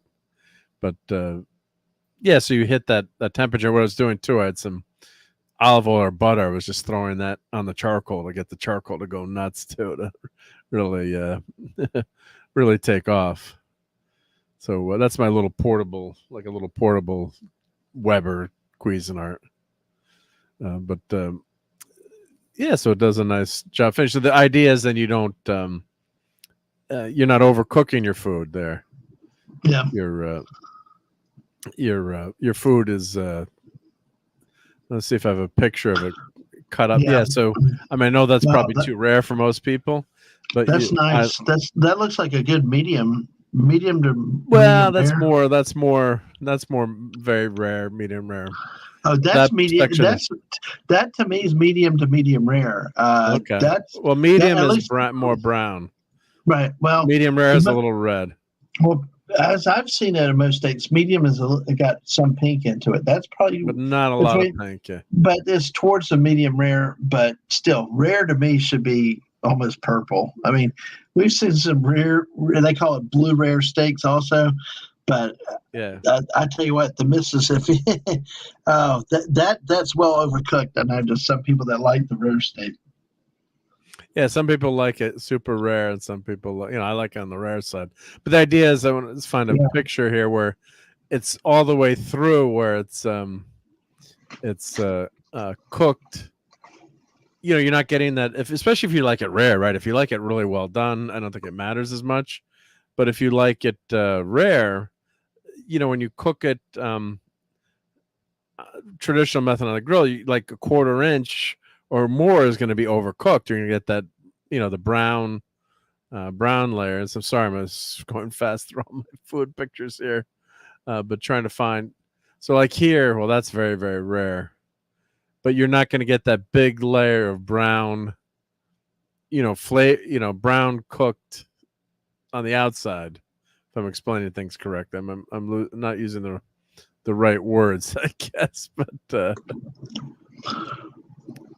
Yeah, you're not getting it. And I like things on the rare side, but you're not cooking it so it's the edges, like a 1/4 inch of the edges are overcooked. Yeah. Wow, we're getting really hungry looking at all this food. Yeah. Yep, time to head to Waffle House. Time to head to Waffle House. Yeah. So that's our food array. So let's what I want to do is actually we got to make fun of Mark's comics for the week. Okay. And, no thanks. I don't need anything a good vet can bring back. That's actually what my wife says. Mrs. says that. She wants it where a good vet can bring it back to life. That's exactly what she says. Right? Yep. Well, I always, you got to cook at least the 125, right? Well, see, my brother, an ex-brother-in-law of mine, he cooked the hell out of hamburgers. The hamburgers literally were hockey pucks. But when he did bone-in chicken, it was like always red inside. And I'm like, I wouldn't eat this chicken, even if it was chicken, especially. God. Yeah. Oh God. I mean, this was like dangerous looking. I mean, like, look, dude, the whole plate's red. Just take it back. It's Yeah. I just didn't need it. Well, here's on the big green egg. Just Wow. So that's when the green egg, because it's like it's goes vertical, so it's a chimney basically. So the fire just takes off. I mean, it's just wonderful when you want to get that sear going. So, and then here's what. I go to the left here. Go left, young man. Yeah. So yeah, so you don't get that.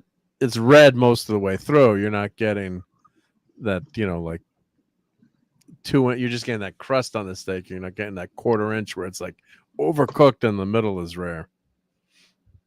So, but Brian's right there though about the texture.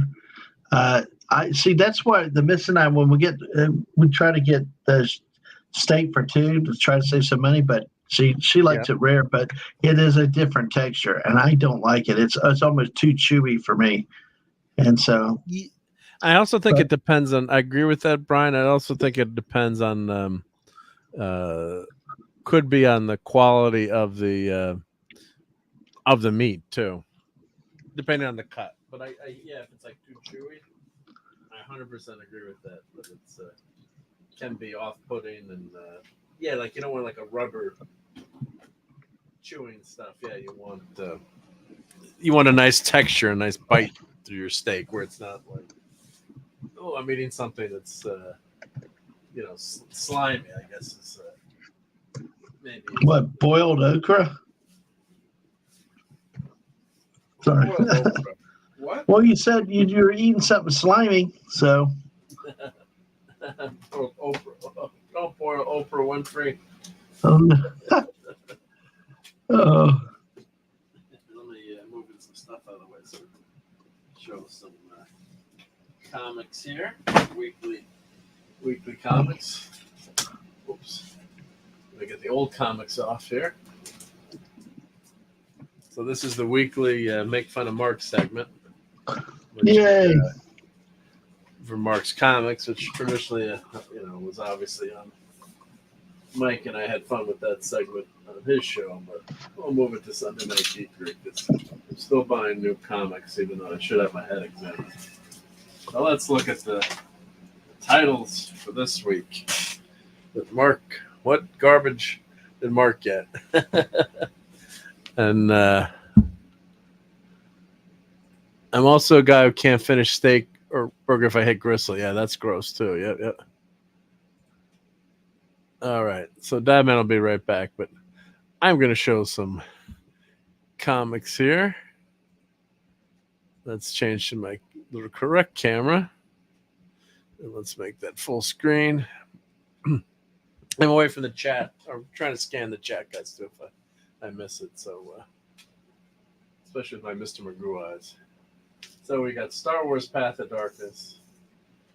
Not a great cover. Not entirely horrible, I'm going to say, but not great. Not a great cover there. But that's for modern stuff. It's Luke and Leia. Captain America.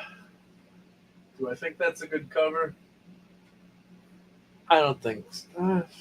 I guess the bar is low. It's not terrible, but it doesn't super grab me. Maybe a little bit of interest there, but Oliver says, after you barbecue meat, what dessert would you eat? Slice of pie or 2 scoops of ice cream on a cup? With the barbecue with meat, I think I'd go with a pie. I think I'd go with like a peach is one of my favorite. Or an apple pie. That's just like a classic, apple pie and Chevrolet. Yeah. Wow, that's nice. The Dark Side of Luke Skywalker. No, that's not a bad cover. Not it's a good cover. It's good. But who's that character behind him?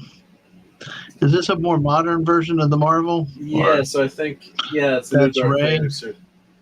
No, I don't think that's it's. I'll have to read it to find out who that character is. I don't think, unless someone in the chat can tell us. Yeah, it depends if it's EU. There's any number of female characters. Probably it's EU. Ooh, Probably Brian, EU. Brian said Pazuki. Oh, You Brian think said that's Leia? yeah. That would make sense then. Yeah. But I was struck on Brian's Pazuki. Yeah, there's a place that has a cookie with ice cream on top of it. So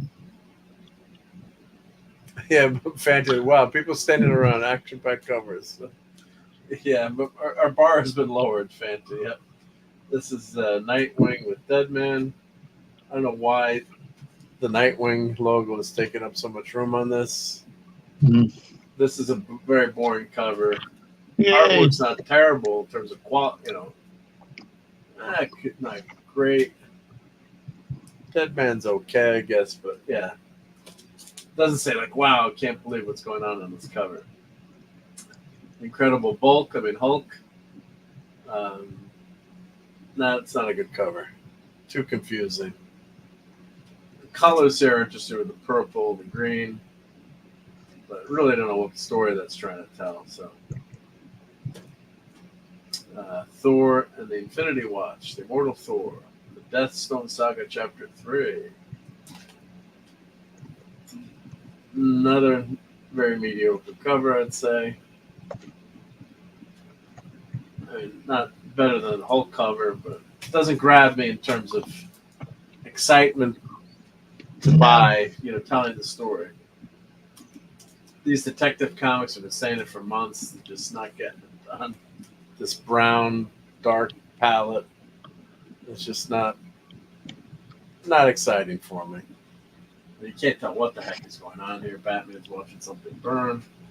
I don't know. So that's a fail. I mean, this is not terrible in terms of modern, for the bar being lowered. The art's not terrible, but just like, why? This is no good. No good. I can live with this one. It's not a bad cover.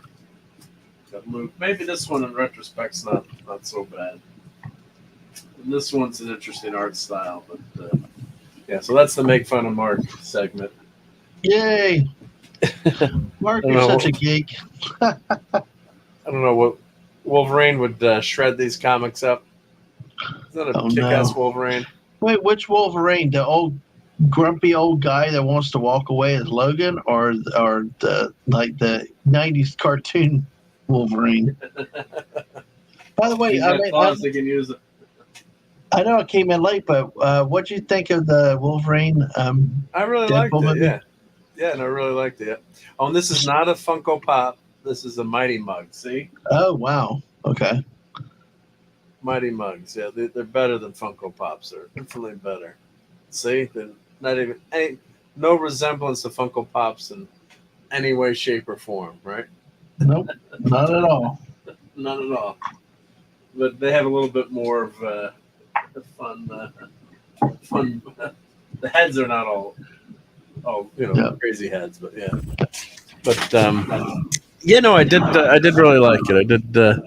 I did enjoy it. So, did you see it yet, Dad Man, or not yet? No, I have not seen any of the Deadpool movies, and I've shied away from them because I really don't know that I like the character Deadpool. Because I look at the outfit, I see Spider-Man, but then I see a jerky Spider-Man. I don't know. I just have not gotten into Deadpool movies. Well, I think if you don't have, I love Wolverine. I don't think you have to watch the other Deadpool movies to watch this one, but it would help in terms of understanding the humor and some of the things. But I would say, yeah. I mean, you can watch them on Max now or whatever, right? Is it Cinemax or Disney or on Disney now? So you can watch them for. Does it fit in like the other recent Marvel movies, or is it kind of like its own thing? No, it's more of a Fox movie. It's a send off to the Fox universe. So, I would say definitely. I should say definitely. Go see, if you're semi-interested, go see it. It's fun, and watch if you can on Disney Minus. Watch the other. Is there one that you would recommend watching in the theater? I mean, does it give you a better feel? Fun thing about the theater was, the crowd reaction. Every seat sold out. It's just more fun to see it with a big group of guys and gals. So I think that makes a difference. And of course, I saw in the Dobley digital. So when you see it in like a super duper theater, with the seats are rocking and rolling, and it does make for better presentation too. So you see it in a really good movie theater. It does make it. You can't compete as good as your home stereo is, or system and theater. Just can't compete unless you're a Hollywood star that has like a built-in movie theater. Just especially for a movie like that where it's not like a comedy. It's a spectacle. It does make. I think I would see it in the movie theater or go to a matinee. Like wait for a matinee, and that makes a big difference. I got to see Quiet Place Day 1 also too. So I've backed up a couple of movies. Yeah. So, but I'd say it's a go. Is it a must go? I mean, you're probably not as big of a comic book geek nerd fan as I am, but I enjoyed it and had fun, and it's fun enough. There, some of the jokes you're gonna miss because it's the inside comic book jokes, but I think it was fun, and I'd try to watch Deadpool 1 again. You don't have to watch any other movies, but just you said you saw the first Deadpool movie, or you never? I don't think so. I don't think I've seen either of the others. Yeah, at least watch Deadpool 1 I would say just to know the character a little bit. It would help, yeah. And 2 is I like 2 too. 2 is pretty good.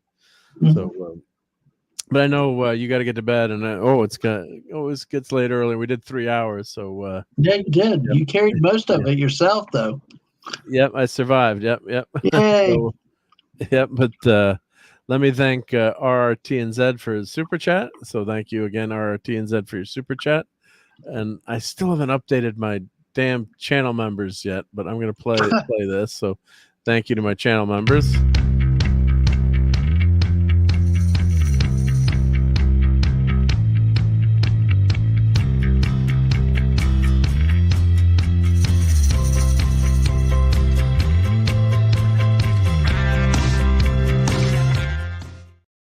So there might be some people missing, but I always want to thank my Patreon. So thank you to Shooter, Brian Hepburn, RobAltis, Michael Beacom, and Larry. Much appreciated for supporting the channel.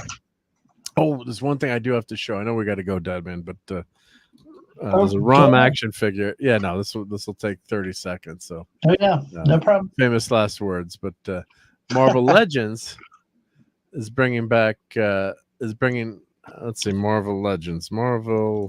There's a showing the original figure. So it was just announced that they were going to have a ROM figure. So let me show this, and then we'll get out of here. I always find something else to do to keep us up. We all later. do. We all do. Yeah.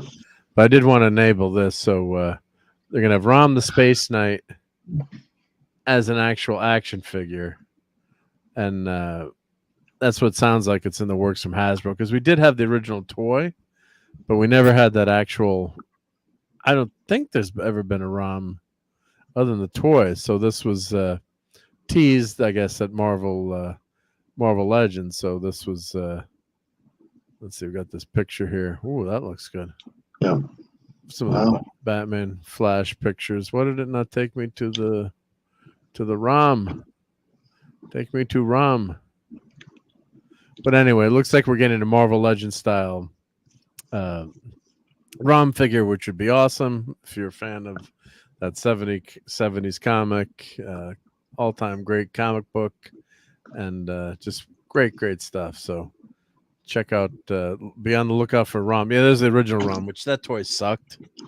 Don't hate me, ROM fans, but that toy, my friend got that toy. It was an expensive toy, and it didn't work. It didn't move. It doesn't even look like ROM from the comics. So, and the toy came first, I believe. But so the toy sucks.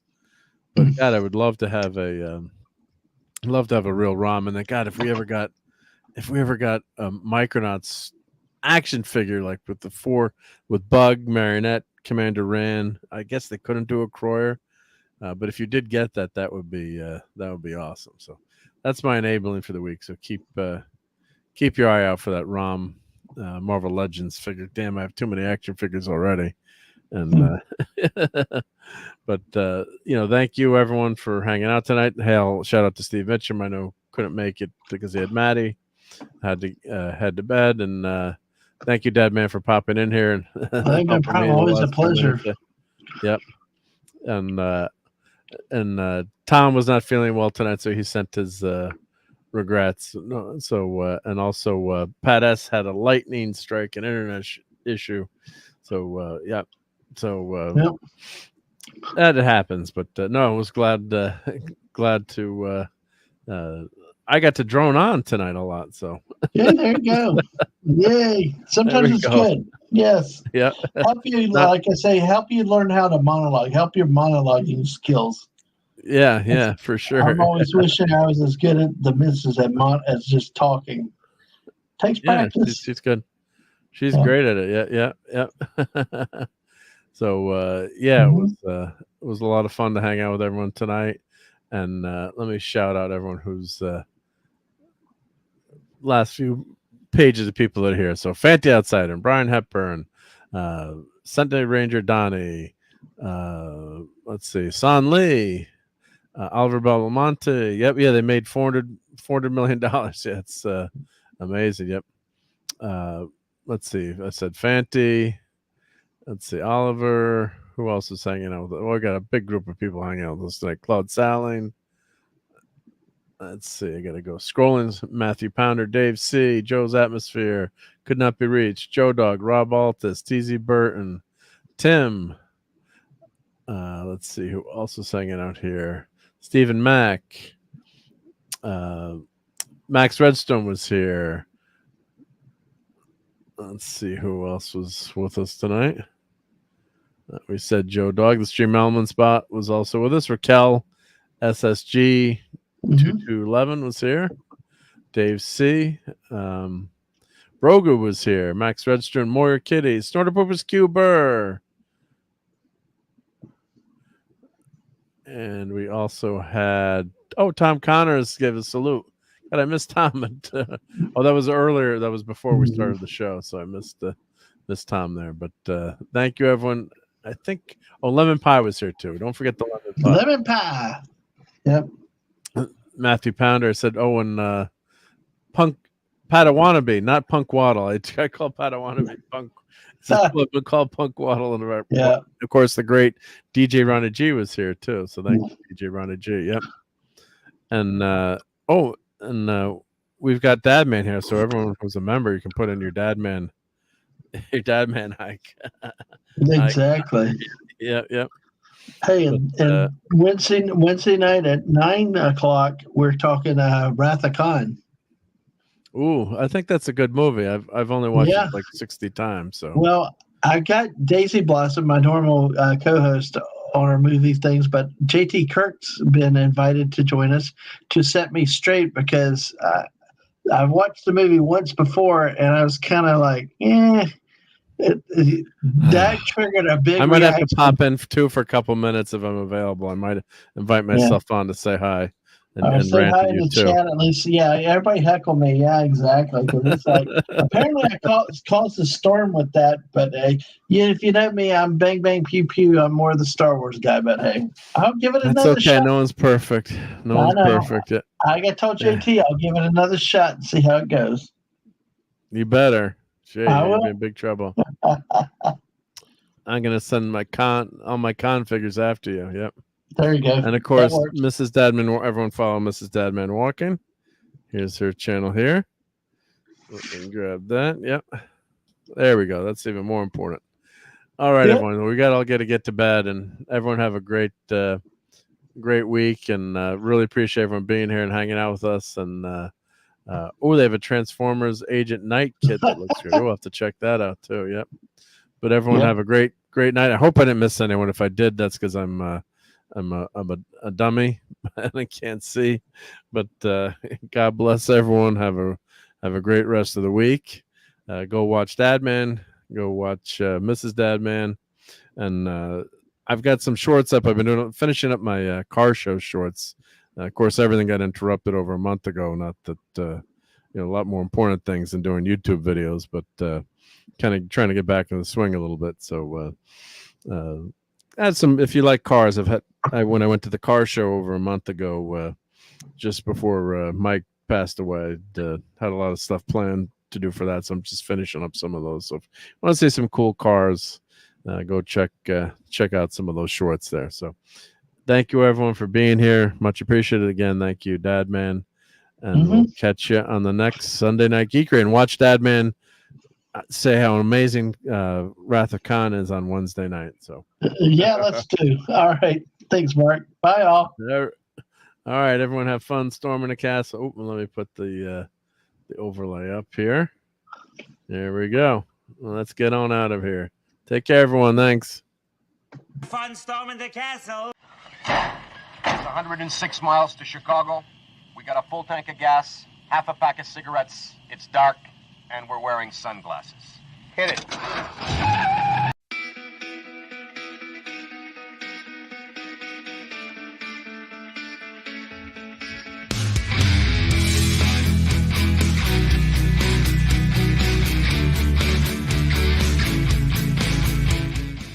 You're still here? It's over. Go home. All right, I forgot one thing. What's that? My son got me before, and see, this is bonus content.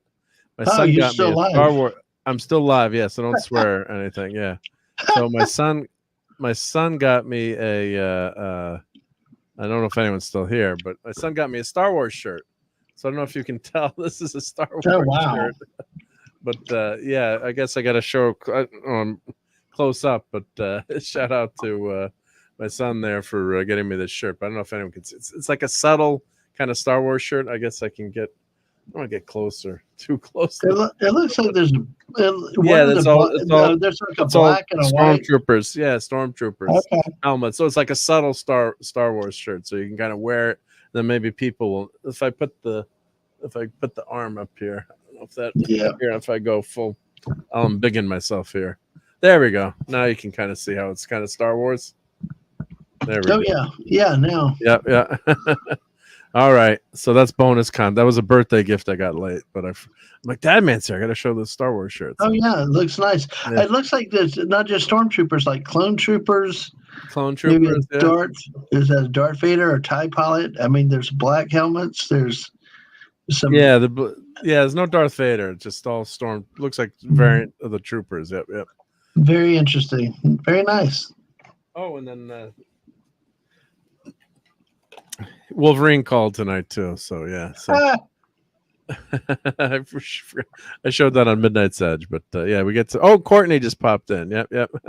Hey, Courtney. We're ending now, but I figured bonus content would show that shirt. So everyone give Wolverine a call, and yeah.